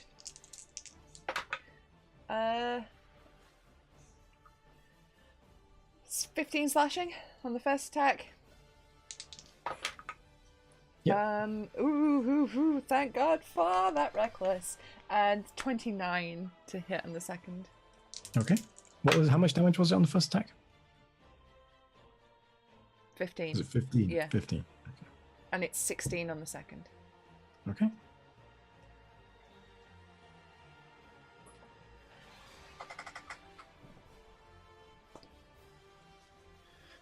Nice round number altogether. So as you bring the two, your sword into the creature twice, into this human, he just seems to shrug off the blows completely. The wounds are deep and he just does not care. It's cool. I know that trick. It's going to end your turn? Actually, no, he needs to make a strength saving throw. Okay. With this ability, does it say it knocks them away from you? Push 5 feet away, then I move into their previous position. He's got nowhere to go. All right, okay, never mind. Cart to his back. Yeah. Never mind then. Yeah. So you could push him, but he'd just go oof and stand right there, and you'd be like right in his face. I mean, I am anyway, but yeah, go on. Well, proportionally. Brings us Tristan. You are on a cart that is. The horses are still booking it. Okay, I'd like to try and climb through to get to the front and try and get Captain Colt to halt. Make an animal handling check. Animal handling. What am I adding to animal handling? Where is it? There, 2. 20, not natural. Okay. Did you add your Jack of all trace to that? Yeah, I only get 1 from wisdom, so it's only another 1. So. Oh, right. Okay. So as you scramble through to the front, you just grab the brains. You're like, whoa, whoa, whoa, whoa. Shh, shh, shh, shh, shh, shh. The horse just turns around, very steely-eyed, and stops. See, Pimento is still thrashing a bit, but Captain Colt is keeping it in line. Good horsey. All right. So, can I still see what's going on? if you look through the back, yeah, it's like a tunnel. Yeah. You probably can't see the creatures on the I keep calling them creatures, they're people. You can't see the people on the ridges, but you could see the Okay, cool. Yeah. Yeah, that's gonna be me for now. Okay. I was just wondering in terms of like cutting words, if I need to throw it out, like would I feasibly be able to actually see the attacks to be able to do it? But for the ones that you imagine are actually going to make attacks, yes. Yeah, cool. Yeah. All right. Which brings us to Namari as the knight is dead. I hold on to one of the sides of the cart. You got them? Mm-hmm. Right. And then I shoot 2 Eldritch Blasts again towards the big guy. Okay. Oh, that was 18. Plus 8, 26. That hits, yeah. And 20. That also hits. Oh, I've got a very high AC. And that is 19 force damage. In total. Okay. That does not, it's not reduced. Sounds right. So this is blasted by these by your eldritch blasts. It's just they're knocked into the cart, and as you see, they just turn towards you now, and blood is beginning to sort of pool in their mouth, and the bleeding from their nose as they look over towards you. This great grin on their teeth. They seem to be enjoying this. Which will bring us to the rest of them. So one of them is going to try and use a whole person on you, Gun. That's a wisdom save. Yeah. Oh no. We don't have a very strong wisdom front line. Because I'm bad at it too. Yeah, what'd you roll? I rolled a 4, so that's a 2. That's a fail. So as you go to swing your sword once again at this berserker, and you are now paralyzed. The other one is going to place a hand on you and inflict wounds, which, of course, because you're paralyzed and it is a melee spell attack, automatically crits. Oh, I'm so fucking dead. So I would like to just check inflict wounds just to make sure I know what. Oh, that does a lot of damage, you guys. I'm gonna cast You still have to roll the hit if they're paralyzed, and then it auto crits. Yeah. It has advantage though.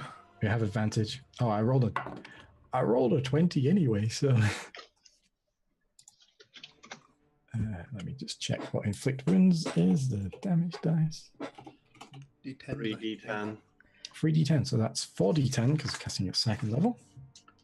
This is because I said earlier last week. I said last week the gun hasn't gone down in a fight yet, and look what Stuart's gone right. He's gone right, fucker.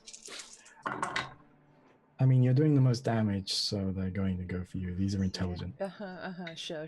Yeah. These are the first intelligent creatures you've actually fought in this campaign. The Yeah. Hydra just happened to see you first too. Yeah, the Hydra. You did stand in front of it. That was your fault. I was like, morning! And everyone else just sort of ran away. Okay, so that's 15, 21, 24 points of necrotic damage. Okay, that's fine. Ow. Okay. I'm still standing. You watch as as one of them holds their hand out and freezes gun in place. The other one walks forward, holding the crystal up in one hand. You see black energy coalesces around the other hand as you just see these lines of black appear all over gun and then lance outwards.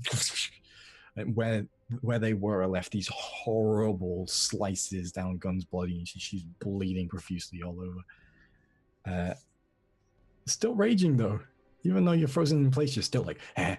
My skin now looks as red as my hair because I'm just covered in blood. I'm just little white eyes just ping. And that will bring us to these guys who are going to run in and try and take down the other highest damage dealer, which is you. They're all scared of you at this point, Tilly. So that's 2 attacks against you. 6. That's a no. And a 20, not natural. That's a yes. So that's going to be 3 points of damage as the scimitar cuts into your back. And finally, the Berserker, who's liking this tete-a-tete it's got going on with Gun. So he's going to make 4 attacks against Gun. Oh, I thought he was the one that did the inflict wounds. No. I'm more scared now. So that's 4 attacks with advantage. Oh, Jesus. So that's a hit, because that's a 19. 17. Yep. 19. Yeah. That's that one. This one's actually quite low. The highest one, this was a 7, but that's 7. So that's 12? Nope. Can I cut in words one of them? Sure. Which one do you want to cut in words? Does The it 17, 24. Honestly, or Jamie, 19? save it. My HP is that low that if one of them hits, I'm down. Well, 3 of them Yeah, but hit then- and all crits. Yeah. Then you're true. down. True. Yeah, so no, Jamie, cutting fucking words. I mean, if one of them hits you, you don't, and you go down. I'm doing them all at the same time to save time. He doesn't actually attack all at the same time. He attacks one, checks.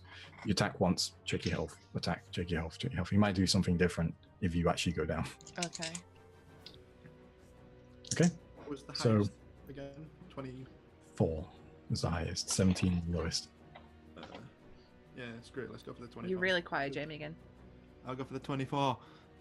Okay. 8.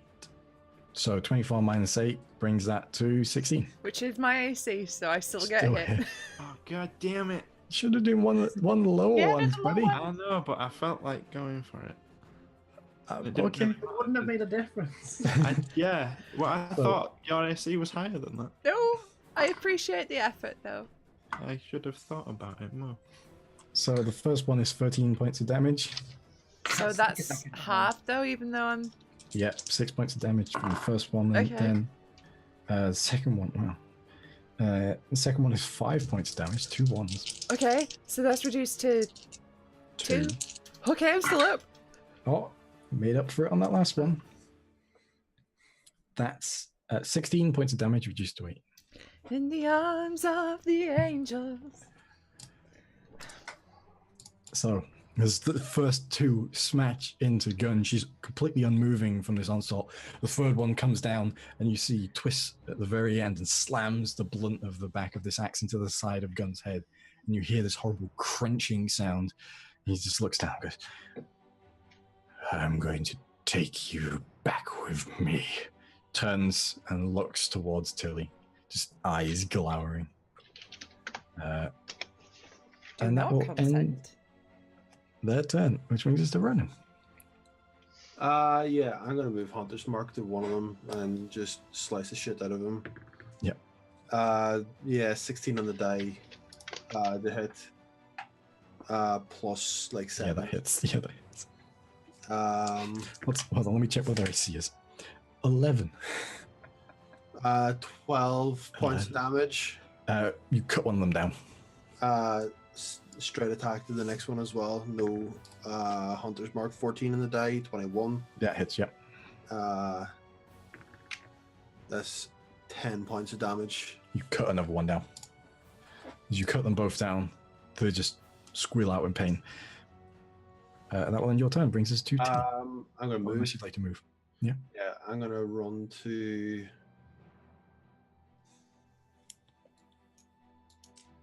here. Okay. Good move. All right, which ends your turn. Brings us to Tilly. Okay. I'm gonna move here where I can hit this person. I'm gonna pick those d6s back up because I was afraid I wasn't gonna get to sneak attack again. Okay. This guy is in plate armor as well, right? No, he is in trousers. And a cloak. Trousers. Okay. I'm gonna hit him very hard with Galgrish. Okay. Again, I want to try and knock this guy out. Okay. You want to knock this guy out specifically. Okay. That is a 21. You rolled. What did you roll on your last charisma saving throw, by the way? You rolled an 8, right? Yeah, like an 8. Okay. Good to know. For God's sake. But yeah, 21 to hit. That does hit, yeah. Surprising. Oh boy. So that's 17, 20. That is 26 points of slashing damage. Okay. So that is half 13. I guess if I was trying to knock him out, I'd probably just punch him with it. Sorry. Yeah. Okay. You slam in and still standing. The fist comes in. You smack him with the side with Galkrish. He just sort of looks down towards you. So small. Man, I hate this guy. And your turn. No, Unless you I like will his bonus action bonus action to 2-weapon fight. Let's do With- that maybe again. with your fist. Yeah, with my fist. Okay. That's a 28 to hit. That does hit. Yep. My fists are still D4, right? It's a D4 plus nothing. D4 plus nothing. Hey, it's more than not doing any damage. True. And that's 2 points of bludgeoning damage. So reduced to 1. You just biff him with your fist. Would you like to do anything else with your turn? No. Okay. End your turn. Brings to gun. So hey, is that a saving throw? You're muted, buddy. Balls. Is that a death saving throw? It is indeed. I don't want to look. Oh, it's a fail. Okay. So, Tristan. Seeing what has transpired, I feel like some damage is required, so I'm going to do a 3rd level Dissonant Whispers on the Berserker. Okay. So that's going to be a Wisdom saving throw. No. Cool. So that's going to be, what is it? 5d6 psychic damage. Oh boy. Okay. So, you know the dice that you and Susie got me? Yeah. They both rolled 6s. Nice. There's a 4 and 2 3s. So that's going to be... So that's 18 plus 4, that's 22. Yeah, 22 points of psychic damage. Okay, so you just watch as this figure towers over you, Tilly. He just stops, and the axes drop from his hand, and his hands start to go up to his head as you see this one good eye starts leaking blood, and blood begins leaking out of his ears. He just holds his hands up to his head and just collapses. I didn't punch him that hard. Just pile on the floor in the middle of you. I was about to ask if he was immune to frightened, but does it really matter? Well, to answer your question, no. But he's dead, so very dead. If you cracked open that skull right now, it'd be like a Slurpee in there. Which will end your turn. Bring us to Namari. I'm going to shoot the spellcaster next to Ronan. Actually, yeah, I will.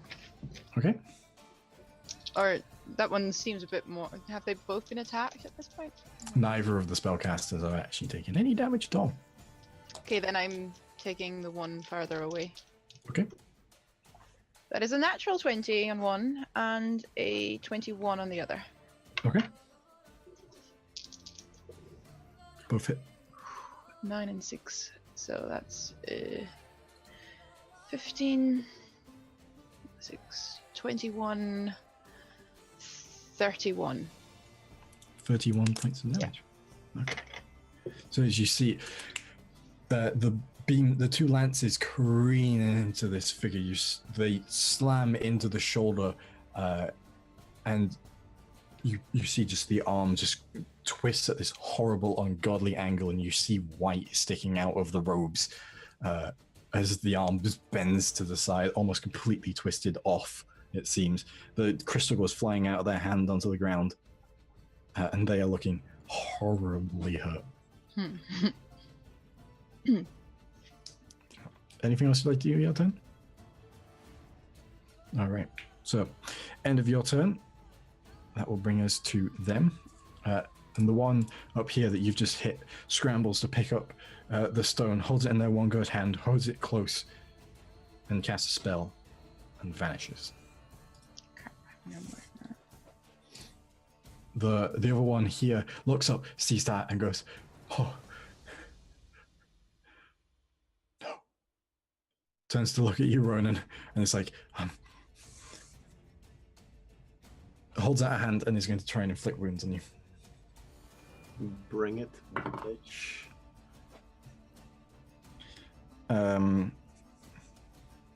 22? Just a bit raw. Deal your max damage.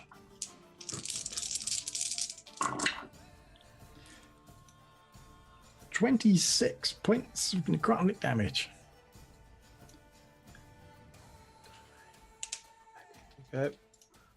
So she just reaches out a hand and hit as the wounds catch you, covered in these wounds, similar to the gun is right now. And the figure's just like, and tries to run away from you. Can I get an attack of opportunity on her? You do, yes. 14 plus 21. That does hit, yep. That's with 5 points of damage. Okay. How many points are 5? 5, yes. Okay. I rolled a 1 on the dice. That's not good. So he begins running away. That will end their turn, which brings us to Ronan. Yeah, as soon as she sprints, I'll be like, "No, you're not getting away, you stupid bitch." And I'm running after her into the forest, moving Hunter's Mark to her. I'm taking out the crossbow, and I'm going to just cripple her from behind. I'm just going to ruin her. Okay. That's a 19 on the first. Yeah, that hits. Oh, it's a 20 on the second. Natural or not? Oh, natural. See this little green dice? This little green dice is amazing. I can roll this one sometimes because it looks cool. Wait, Shit. you mean I should roll this dice? Is it the same color? Like, exactly the same? Yeah? Yeah, absolutely. They're great. All right, cool. Good to know. No, you're banned from that one, Stu. You know. Stop it. Right. First one is 11. Okay. And then the second one, The big one. yeah, because I'm getting what do you call it on top as well? Colossus Crest Slayer. and Colossus Slayer. Yeah.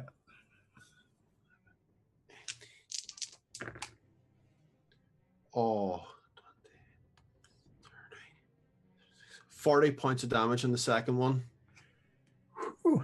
Okay, so the first one, the first bolt catches them in the leg and they begin to stumble. And as they look back, you see them, they're just pure fear in their eyes as the second bolt lands straight between their eyes. You hear the crack of the skull. The eyes roll back in their head and they're in motion, they stumble, flip end over end. You hear another crack as the neck hits the floor from the tumble and they just lay flat out still.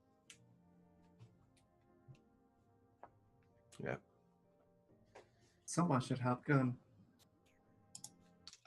Yeah. Are we out of combat at this Out of point? combat. Yep. Yeah, I'm going to continue like just chasing through the trees until I catch up with her and have a look around, see if there's anyone else nearby.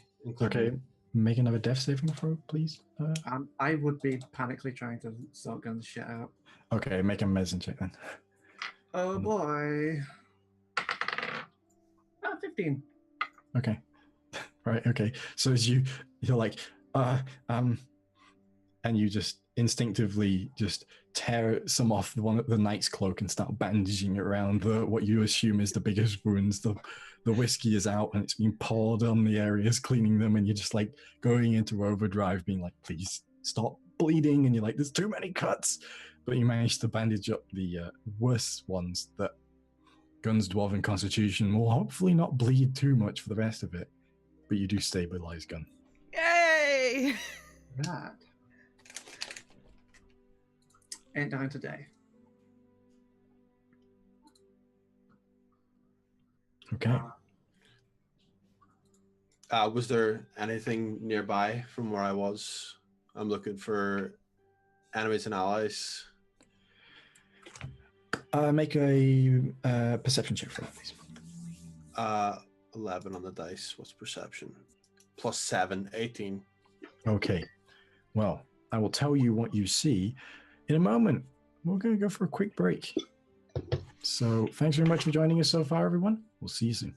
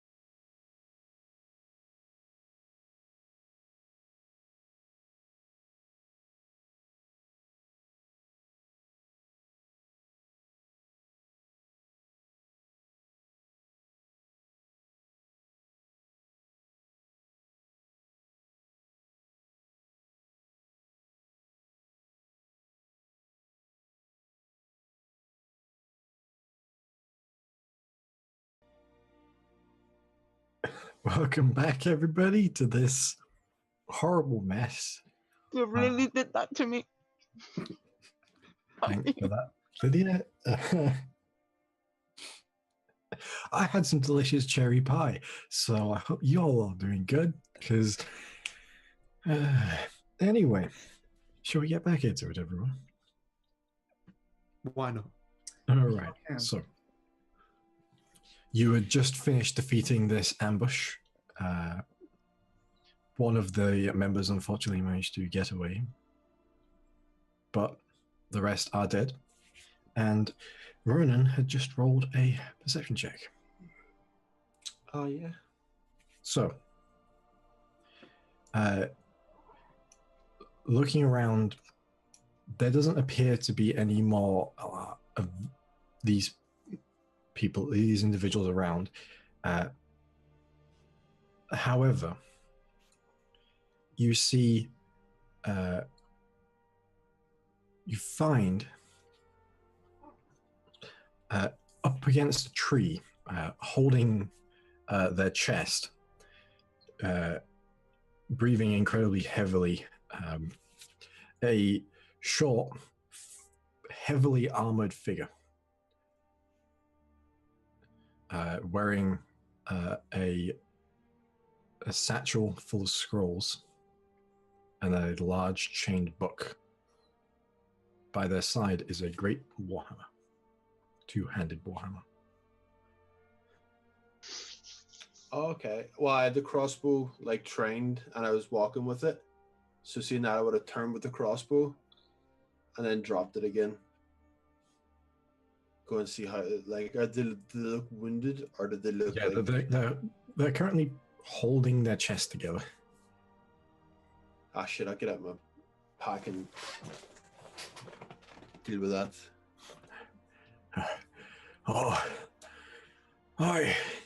Everything smiles on me today. First I managed to get away from them, and then you come over here with your bandages. I assume you're here to help and not here to rob me. No, don't worry. They were the ones trying to ambush us, and they've been taken care of. Were you the ones in that dome I passed last night? Yeah, I waved as you went by. Oh, that was you. I couldn't see very well. It was dark. Oh, hey, thank you. Thank God you're here.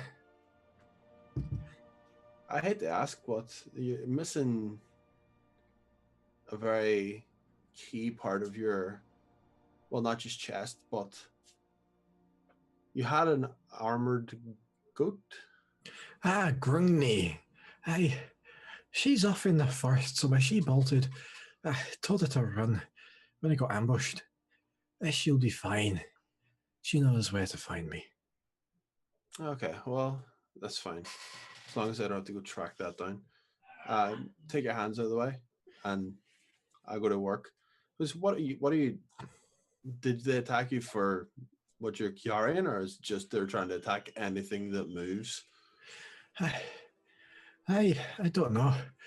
They said they wanted to take me somewhere. It wasn't particularly. They didn't want to steal anything. Just me. Hey. I heard him say that about Gun, didn't I? Like that wouldn't have been whispered. That was something he just like. No, he whispered it to Gun.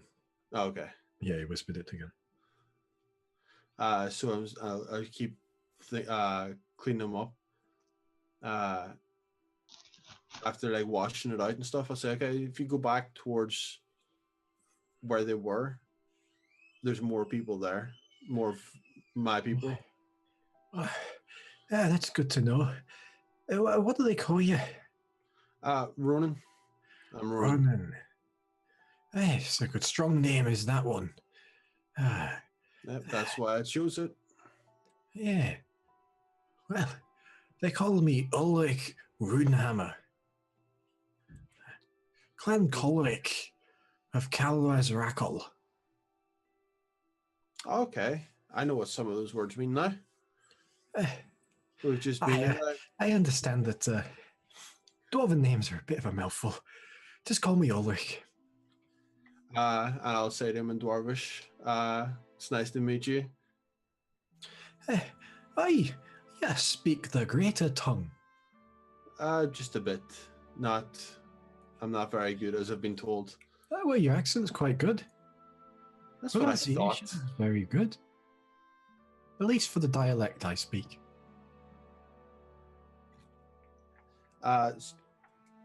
Do you need help to get back your mount, or are you keen to just wait? Don't worry about that. She'll find me. Alright. For now, I could use some company. It's never safety in numbers, you know. Usually I travel alone. Usually I don't get ambushed by people that big, though.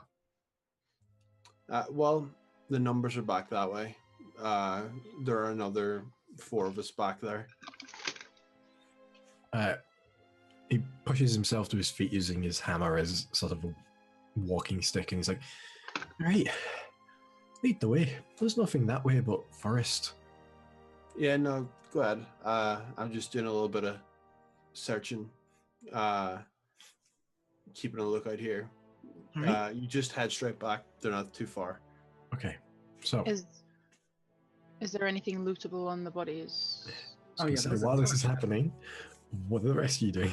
Yeah, I will have Would propped run John over. up somewhere comfortable and just started rummaging.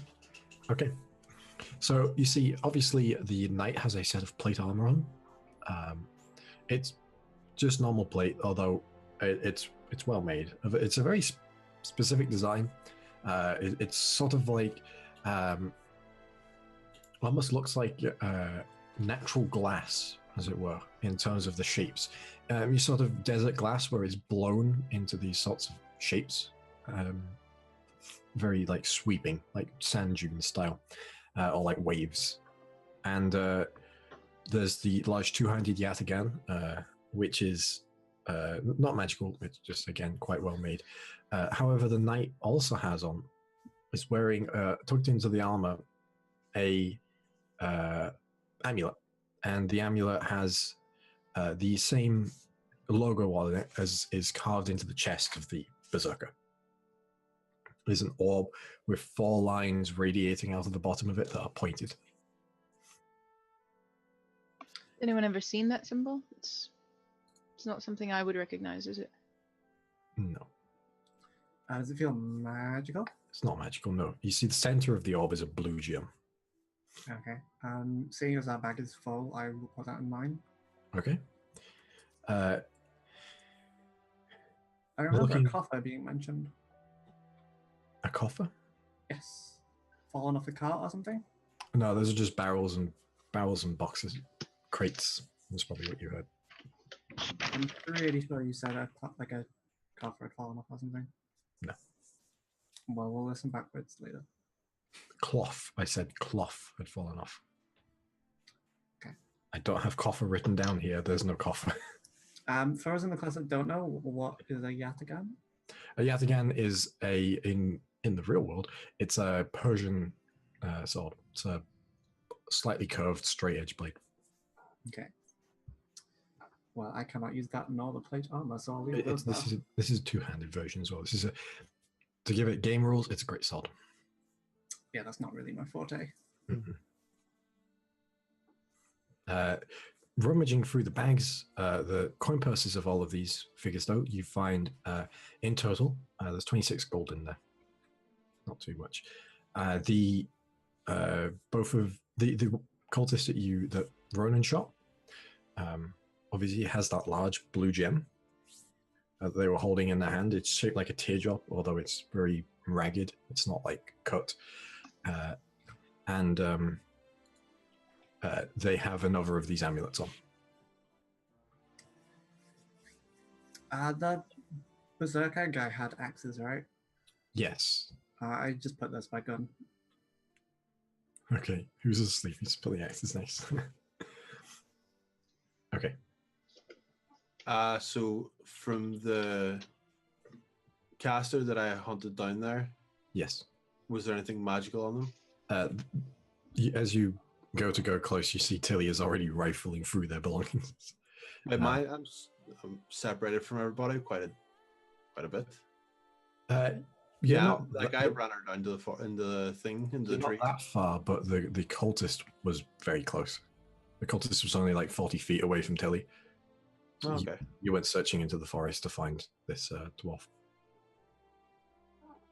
So by the time you get back, you see Ulrich is there as well, and is hobbling along. He looks out. Hey, 5 of you.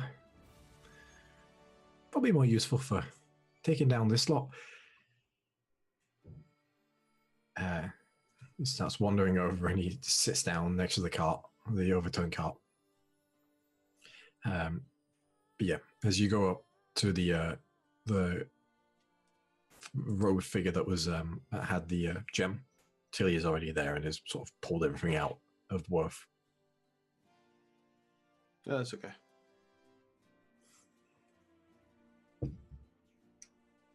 So, Who are you? we taking on strangers now?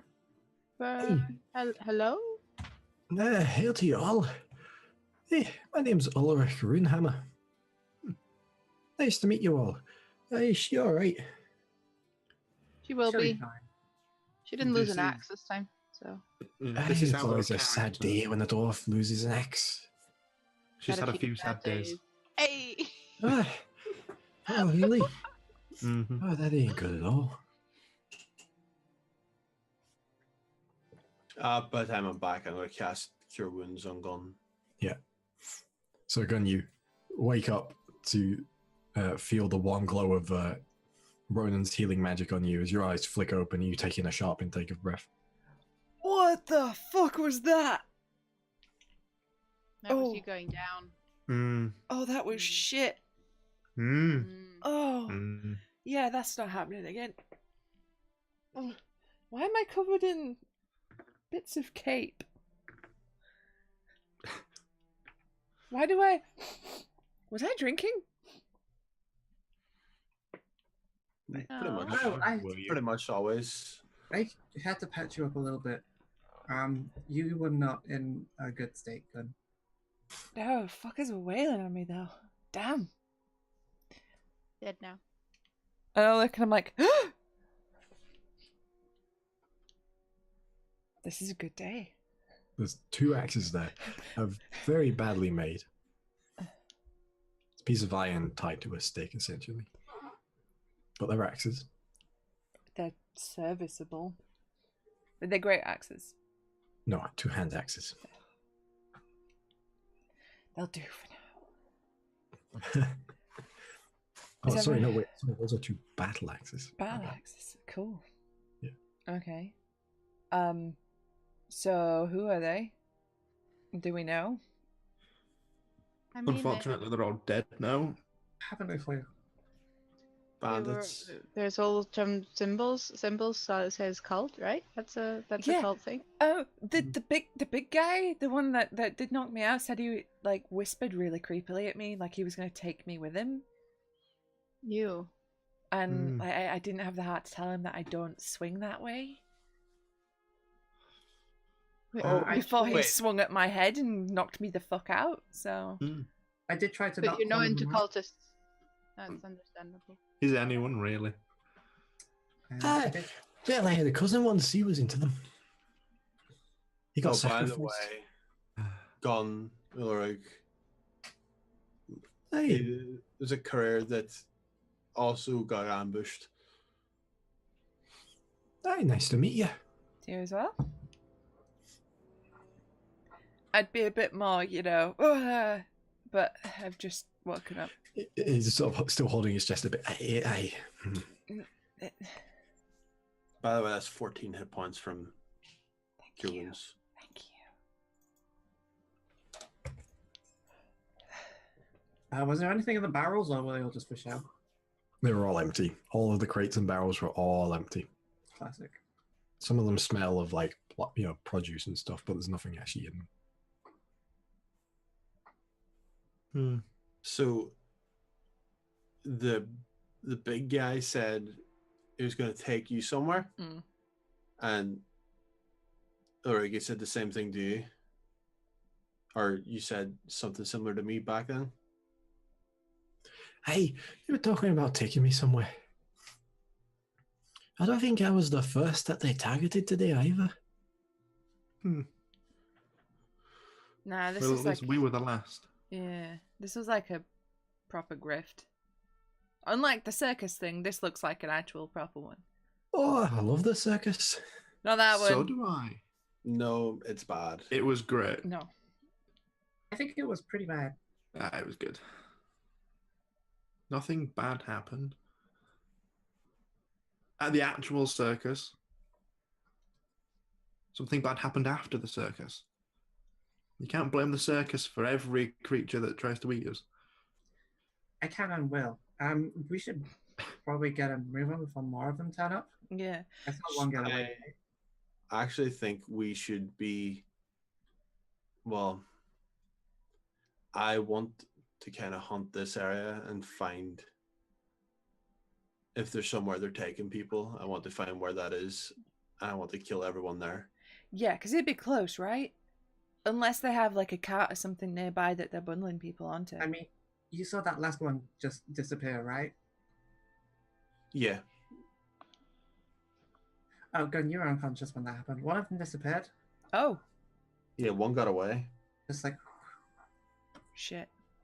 Mm. Okay, so they know that this battle didn't go well for them. If it's a big group, if they're organized, then this is probably not good. Do we want to ambush the ambush? No, we don't exactly know where the ambushes are. Mm. This is the ambush. There's no. There'll be guards at best, but if they're going to be off the road and in the trees, guaranteed. They're going to be far enough away from the road that their fire will not be noticeable. You'll be able to smell it or see it, and it's going to be far enough away that their tracks will become difficult to trace. So it'll be. You seem What to know a lot about- about ambushes. Yeah, I know a lot about hunting as well. It's the same. Did you say one of them was wearing the symbol that's carved into the berserker's chest? 2 of them were, yes. The Yeah. knight and the one with the gem. Do we want to take those and we can ask around about them? I was thinking that. I mean, I've already taken one of them. Because as much as I would like to go and find their camp and rip the fuck out of them, we're a bit tapped. I'm also kind of thinking, might not be the most pleasant thing, but the knight, I mean, he's fairly fancy. If we take him to the city, maybe he is recognizable to somebody. The authorities, maybe. Maybe they can shed a bit more light on this. He's got some I'm fancy only armor saying- on. Yeah, so he might have been known in certain circles. I hate to remind everyone that I did ruin the knight's face. This is Yeah. true. You did pull his face off. He has Also- very recognizable armor. Yeah, what if we roll into town with Dead Knight and then people are like, oh, you killed name of someone who is important, and then we get done up for it. I can tap away out of anything. I And ran away from yes, that we before. did. Well, I mean, we should take the armor anyway, because if we can't use it, we can melt it down. It's pretty fucking nice. Looks valuable. Or we could flog it, yeah. Or someone can learn to wear extremely fancy armor. Tristan, you probably need it. But the leg stuff. So I'm just thinking about your leg is all. I mean, wow, the subtlety in what you're saying. You know I me. almost missed I'm it. just I I'm almost missed just subtle me. it. Yeah. Just take just the greed. I don't mean to butt in with your conversation, but I don't suppose you could give me a lift. I was going to offer anyway. Hey, Don't know about them lot, but I was going to offer. right. That sounds good to me. Sweet. Sorry, I just chest pains, you know. Hmm. It's got a sword in them. I kind of unbutton my shirt and showed the latest edition. So, I get it. That's not a chest wound, son. Not anymore. Hey, that was a butter knife scratch. When Tristan does that, can I see whether like it's sealing up okay? There's not even a scar. Is there not? No. Oh, well, then I wouldn't have done it if there wasn't a scar. You hadn't looked. Well, I'll pick my fucking knackered ass up off the ground and hobble my way towards the cart. Yeah, And just like sit on it, like, oh fuck. Ulrich follows you like a sort of like a lost puppy. Ugh. So what are the rest of you doing? Going to the cart. Yeah, it seems like it's time. We've got the armor and everything off. Yeah. I assumed you'd stripped it before as soon as it looked valuable. Yeah. Someone help me move the log. There's no chance in this world I move this log. Get it off the road and stop. Yeah, stop more people being stopped by it. I can lend moral support. I can push it. Okay. Make a strength check for me then, Tilly, with advantage. Because you're being helped. Well, the first roll was a 2. Second roll was a 3.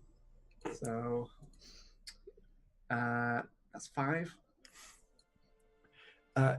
It's a tree and you're a halfling. It's the center of gravity is not quite there for you to sort of push it. Well, our horse go over it, so everyone else should be fine.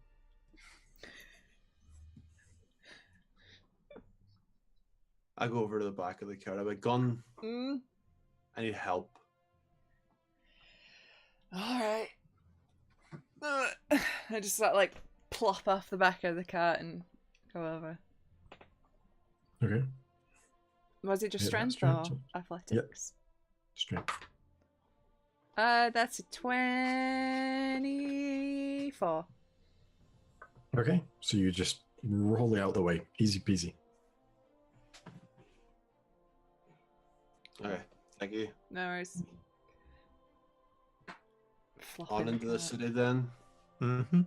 Okay. So, as you get on the cart, once again, set off with Pimento and Captain Colt. You notice Pimento's hooves are covered in something red. Press the digitate off. Okay. We need to make a fair impression through the gate. So, as you get moving, very quickly now the forest trees begin to fade away and be replaced with tall fields of golden corn, long stretches of ground covered in like what look to be lots of vegetables. And as you're bobbing along, Ulrich speaks up to you, Gun, in Dwarvish, and it's like, so where do you hail from? Nowhere really anymore. Oh, that's a real shame for a dwarf to lose their home. Yeah. And you notice he's talking in the dwarf equivalent of a Somerset accent. It's a really bad accent. It's like, yeah, I won't trouble you with it no longer. I'm sure it's a sore spot. A little bit. You ain't here, are you? And he points to the book. Probably not. No. Probably. Did lie about being royalty recently. I take a massive swig from my whiskey. Make a deception check. Oh fuck. He quickly thumbs through them. Oh shit. Hey, so that is a 4. He's like, hey, what did you say your name was? Well, I didn't. What's your name? Wow, that's not suspicious. There's no way for me to not be suspicious right now. Gunhild. So opens the book. Forgive my curiosity. Starts flicking through it.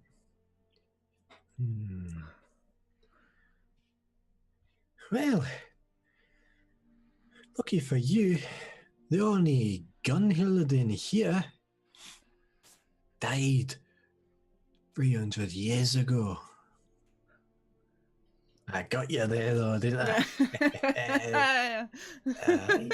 Would they be in here? You wouldn't consort with an iron foe like that if you were in the Book of Grudges. He sort of taps his hammer slightly. So where are you from? I can't remember, Stuart forgot. Karaz, I believe it was Karaz Rockle. Rockan. Aye. So, it's up northeast, coastal. Hey, Nice. Port capital, they say.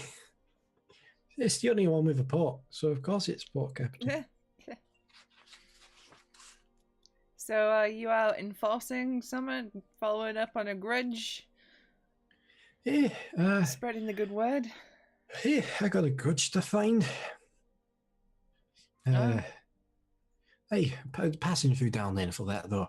And then I got some writs to give to some local traders. Hey. Who are you looking for? Excuse me, what do you say? Who are you looking for? A Dwaga. Hey. Condor Dawiki by the name of Ashhan. Hey.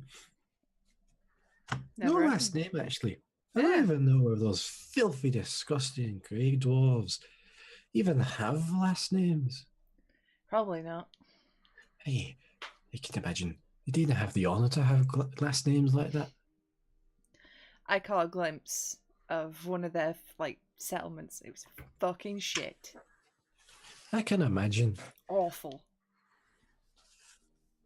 Irons for weapons, not architecture.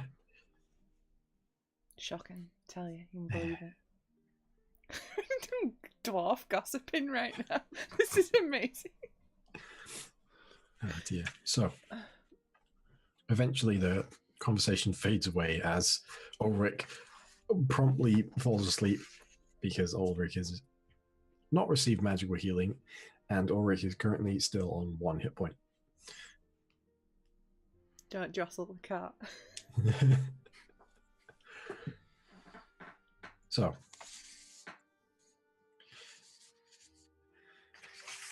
eventually, the great ash stone walls of Downelm rise high above the scattered farms of his exterior, contrasted against the golden crop. A heavy gatehouse emblazoned with the crest of the town, a lonely tower surrounded by water in a moonlit sky, sits manned by a number of silver-plated guards in plumed helmets, wielding long pikes and tall shields.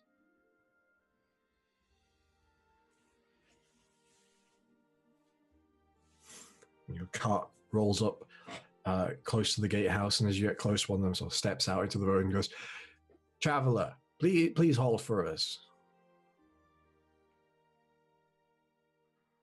Yeah, pulled a hold. It's been interesting sitting up front still, I assume. Mm-hmm. Excuse me, what brings your business in down there on this day? Going home. Oh, a native. It's good to see you again then. Thank you very much. Just bring in some friends. I see. I trust those weapons won't cause any form of nuisance or dangerous in our fair city. None at all. Wonderful. Well, if you have nothing to declare of any illegitimate goods, you can go straight in.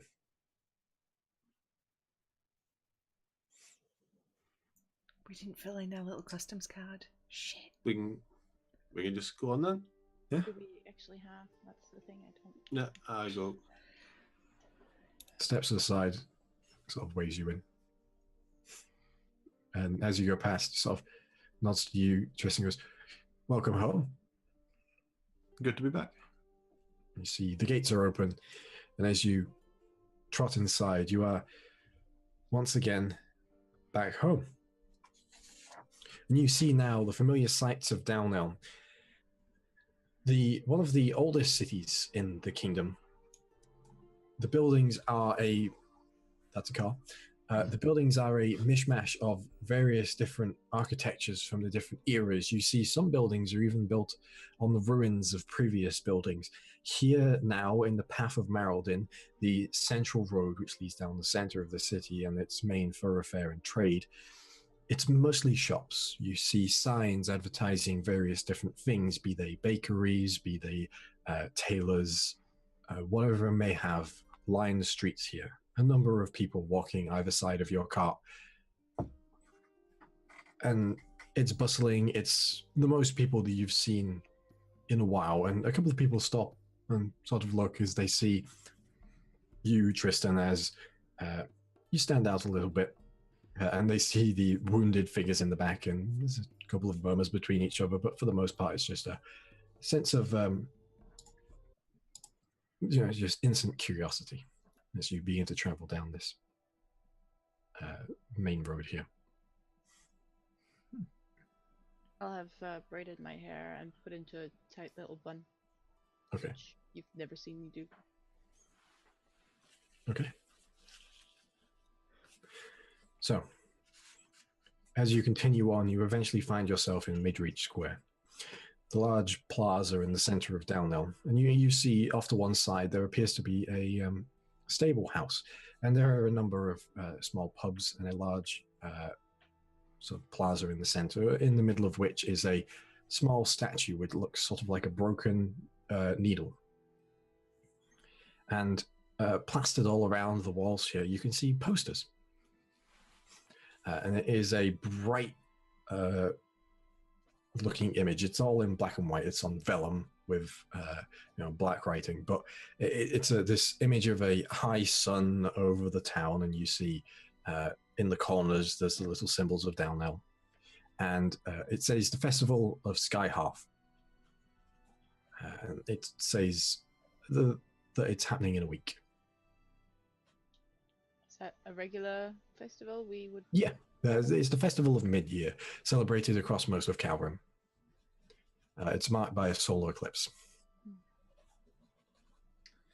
This being like a more built-up urban area, I want to make a mental note of like any markings on buildings I see in Thieves' Camp. Okay. Right now, in this portion of the city, you can't see any apart from one, which points... it's a point command, and it is pointing down towards where you can see, because the city sort of slopes down slightly to the bottom, you can see there's the lake beyond, and it points down towards that way. Okay. I just want to out like that's the thing I'd be looking out for in general. Okay. As we're going along the road, I'll be talking to Tristan. I'm like, where are we going? Where do you want me to go? Just like... well, that's the thing. I've never really come into the city with my own cart before. And we can always take it to, I don't know, like a carriage works or something, see if we can stash him there. Maybe... Do you know where they are? Would I know where that is? What's that? Like somewhere to stick a carriage. Yeah, you can see that there's a stable house from where you are now. That's on the sort of on the corner of Midreach Square where you are now. Do you like have a house here or something? Or something. Or something. Okay, yeah, I get that. Yeah. As you get close, the stable hanger comes up. It's a short girl with sort of dirty brown hair, wearing a flat cap. She comes up and she's like, "You want stabling for the night?" Yeah, please. All right. How many nights you wanting? That's Just a very good or question. some more? 10 to the rest. What do you reckon? Couple? Oops. Couple of nights? We can spare it. Just get it for as long as we want. I mean, we can stick it on for a few days, and if we need to stay any longer, we can always come back and pay an extra few days. Mm-hmm. Yeah. We'll do that. How many should we put down for now then? 3, 4, 5. 3 or 4, yeah. Yeah, 5 is fine. Yeah, we'll do 5. 5 nights. 5 days, that's 5 silver then. Cool. Let's just buy the place. Fuck. 5 silver, yeah. Yeah. Hand over 5 silver. Cheers. And she sort of like grabs hold of the reins from you, Ronan, and is like, come on, Horsey. What are their names? Pimento and Captain Colt. All right. Nice to meet you, Pimento and Captain Colt. Captain Colt keeps Pimento in line. Good to know. Hmm. I'll make sure to stable them together. Thank you very much. She pulls them off, and you can hear them, and she's talking to the horses. She's like, get you some food now and some water. Oh, looks like you've had a long journey. Oh, it's going to be lovely. And she's brushing it down the side. Right then. Well, we've started the horses before us, so where do we plan to stay in this place? Is there a inn-looking spot? There's multiple inns. What sort of inn are you looking for? Well, I would like an inn that serves exceedingly good ale and has very comfy beds. So you're Comfy looking beds for is what a word. So you're looking for an expensive one? I mean, Yes. yeah. Okay. We want to meet that sweet spot where like it's decent quality, but like not arrogant people. How much gold Yeah. do you have? We can Lots. afford it. We have 6,454 gold in An the bag of holding. embarrassment of riches. We're rich enough to set us up, set ourselves up as rich people, but not enough to live as rich people, basically. Yeah. Basically somewhere that's nice, but not to the point where we're paying for the name of the place to be there. Upper middle class. You see now as another what looks to be initially a horse comes riding down the street, and as it gets closer, you realize it is an armored ram. And as it gets closer, you see Ulrich visibly perks up under his helmet. There she is. Right, this is where I take my leave. She'll handle me from here. She always was the better of the two of us. Better manners too. Thanks very much for your for helping me out back there. If you come to the consulate, I'll be there for a couple of days. We can have a meal together. I give him a pat on the shoulder and just low-key give him cure wounds. Okay. Because I'm like checking the wounds that like I closed up, and I'm like, that wasn't my best work. Back to magic now. I'll give him 11 points. Okay. And Ulrich's like, oh, thank you very much. So pulls himself back up onto his steed. Can't Which turn is- down a meal. So, and he's like, right, be seeing you later then. Start trotting off. Can I just say, I didn't want to say to you guys that I seen someone on an armored goat, but now that you've seen it, can we agree that it is amazing? I And am writing that really- into the show. I really, really want an armored goat. What's weird about armored goats? I've never seen an armored goat. Huh. It's not the norm here. I mean, yesterday a big monster came out of the woods with lots of big snake heads.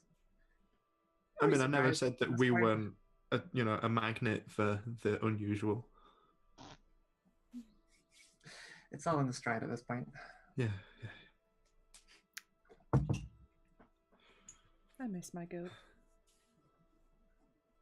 Okay. So, there is an inn, which you can see, which looks to be in that range of nice, but not pretentious. You can see it is a 2-story timber and brick building.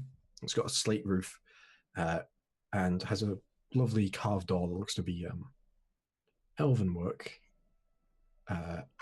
And it has a sign hanging from the front, which has an image of a very fat figure wearing a long, like, red coat with a furred collar and a crown sat on top of his belly, and it says the Sleeping King. I like it.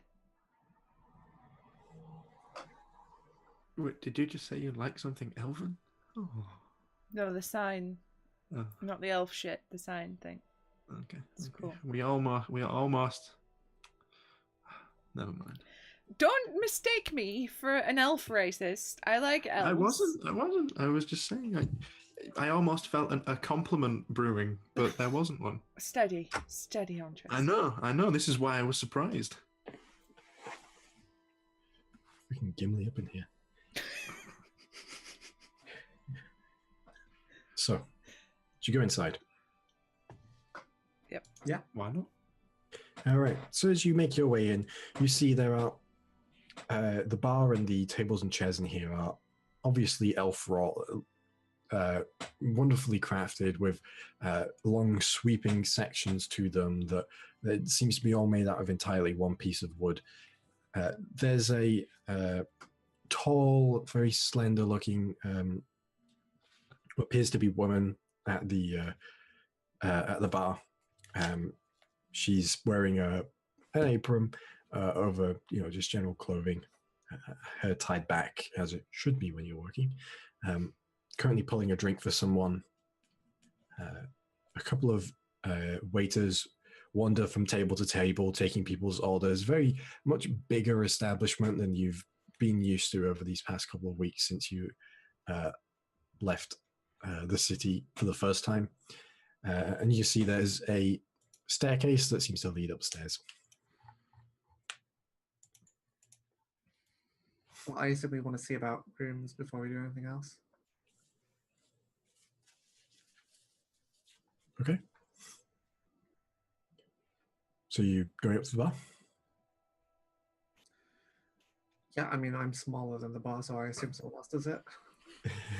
Also assume if there's an inn or a tavern that Gunn is just always going straight to the bar. No matter what's happening, there's a bar. She's going to it. I'm not going to assume anything because that makes an ass out of you and me. Descriptions are king. So you're going up to the bar. Mm-hmm. As you get close, the lady goes, "One moment, I'll be with you in a second." That's finishing pulling beans. Yes, that'll be 2 silver, please. Thank you. So glides over to you. Good to see you. Welcome to the Sleeping King. I am Elsterid, the tavern keep here. Welcome. Is there anything I can get you? Well, first of all, I would like a huge pint, please, if I may. What kind of ale would you like? What's the stoutest, heaviest, most kick you in the teethest you've got? We have an ale from Calraz Rockle. Sure.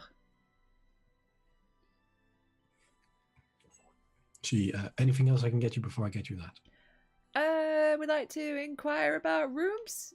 How many rooms would you like? We have 17 in total, and currently there are 6 unreserved.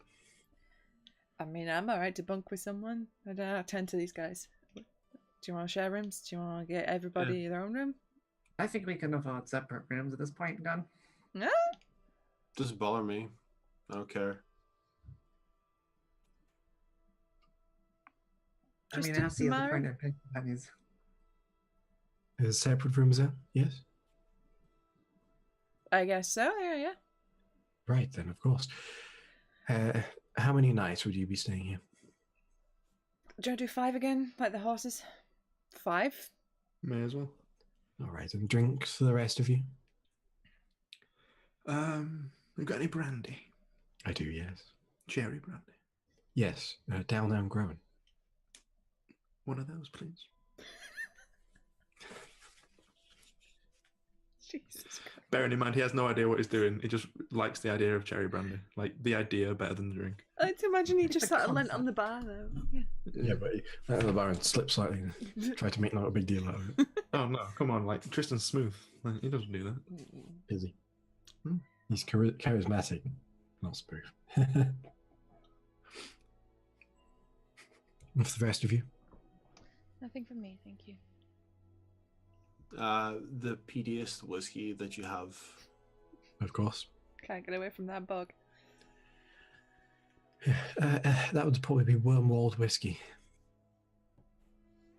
And for yourself, lady? Nothing for me, thank you. Not even a glass of water? I'll take a water. Right. Ice? Sure. she busies herself making a drink. She takes the money for your rooms, and she goes, "A waiter will bring them to your table if you just take a seat." Cool. Thank you very much. Go find a table. Eventually, your drinks are brought over to you. You see yours is served in a tall iron tankard. Gun. The brandy is wonderful, sort of deep maroonish red color. And as you all sit down for the first time in comfy seats, truly comfy seats, in the safety of Down Elm, that's where we're going to end tonight's session. Yay! Oh, I'm so Very glad different. to be alive. The ends of recent sessions. Very different. Hey, there's no cliffhanger this time. There's no impending doom. No impending doom. No. That we know of. No impending doom. No sense of triumph. Just a new start. Always happy to be alive. Mm-hmm. Oh, Tilly is alive right now. I don't like the sound of that.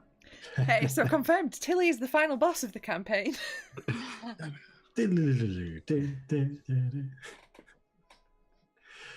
Yeah, so thanks very much for joining us, everyone. I hope you enjoyed that. If you want to catch up, if you're new in the chat, I think we had a couple of new people in there today. If you're new to the stream and you do want to catch up, all of the episodes are available on YouTube that you can go watch them now. We're currently on episode 16? Mm-hmm. 16, wow. Quite a few at this point. But if you want to catch up with them, they're on there. Now is a good time to tune in, actually, if you're wanting to start from here without having to worry about what happened. Because we're starting a brand new arc, piece of story, whatever it may be. So thanks very much for tuning in. And if you do like what we do, make sure to follow Susie's channel and follow us all on Twitter. It's much appreciated. If you enjoy seeing some of us here, and if you enjoy especially Susie, she does DM a game here every other Wednesday, including this Wednesday called Bite Club, which is her own twisted version of Curse of Strahd, which some of us here enjoy pulling apart piece by piece, slowly eroding Susie's sanity as we do it. So if you like that, tune in on Wednesday. Aside from that, every weekday apart from Thursdays, Susie does stream on this channel. She streams gameplay, art, Egyptology lessons on Fridays with Assassin's Creed Origins, which is a really fun stream. So if you want like all that, as I said, please do give a follow. As well as that, we have another Twitch streamer here, good old Stevie, Young Jinxie on Twitch. If you enjoy WoW, PUBG, good music, and swearing Irish people, tune in there. True. Stevie will also sometimes is helping out people with Mythic Plus now as well, aren't you? Yeah, if you need a tank, just let me know. EU Alliance. But I'll be bored enough, I'll have EU Horde sooner or later. Yeah. So if you enjoy that, please go check out there. If you enjoy video games, jokes, and platformers, please do check out A Hat in Time, made by our wonderful rogue over here, who of course, real name is Aaron, who it was a developer on A Hat in Time, which is a wonderful little platformer, which is out on PC, Xbox One, and PS4. Yep, that's correct. Fantastic. I don't have another watch, but I have another hat. Stop. There we go. And there's a hat. That is a Just- that's not a hat, that's a statement. Just in time. And this So- oof. As well as that as well, our Warlock here, Lydia, does have a D&D game on in 13th of April, I believe. 13th of April in Edinburgh in the Southbridge Vault. I'm popping a link in chat to my Twitter status where it gives you more information. It's basically the first D&D game ever in the 18th century underground vaults, and it's going to be for charity. If the spaces fill up, we're going to add more dates, and if you want to see how I'm DMing, you can tune in on April 2nd right here, where I'll be I think where I'll actually make it an Edinburgh themed sort of one shot with some characters from Scottish history, and we'll just see how quick it all goes tits up. Yeah. So with that, as well, as Lydia mentioned, on April 2nd and April 9th, there will be 2 one-shots on this channel, as Kureon will not be on because I will be over in the United States for PAX East. So tune into those. One's being DM'd by Lydia, as she said. The other is by Susie, and they are sure to be great fun. For now, though, thanks very much for watching. And unless anyone has anything else to say, we will catch you next week for the next chapter of our adventurous tale. Thanks very much, guys.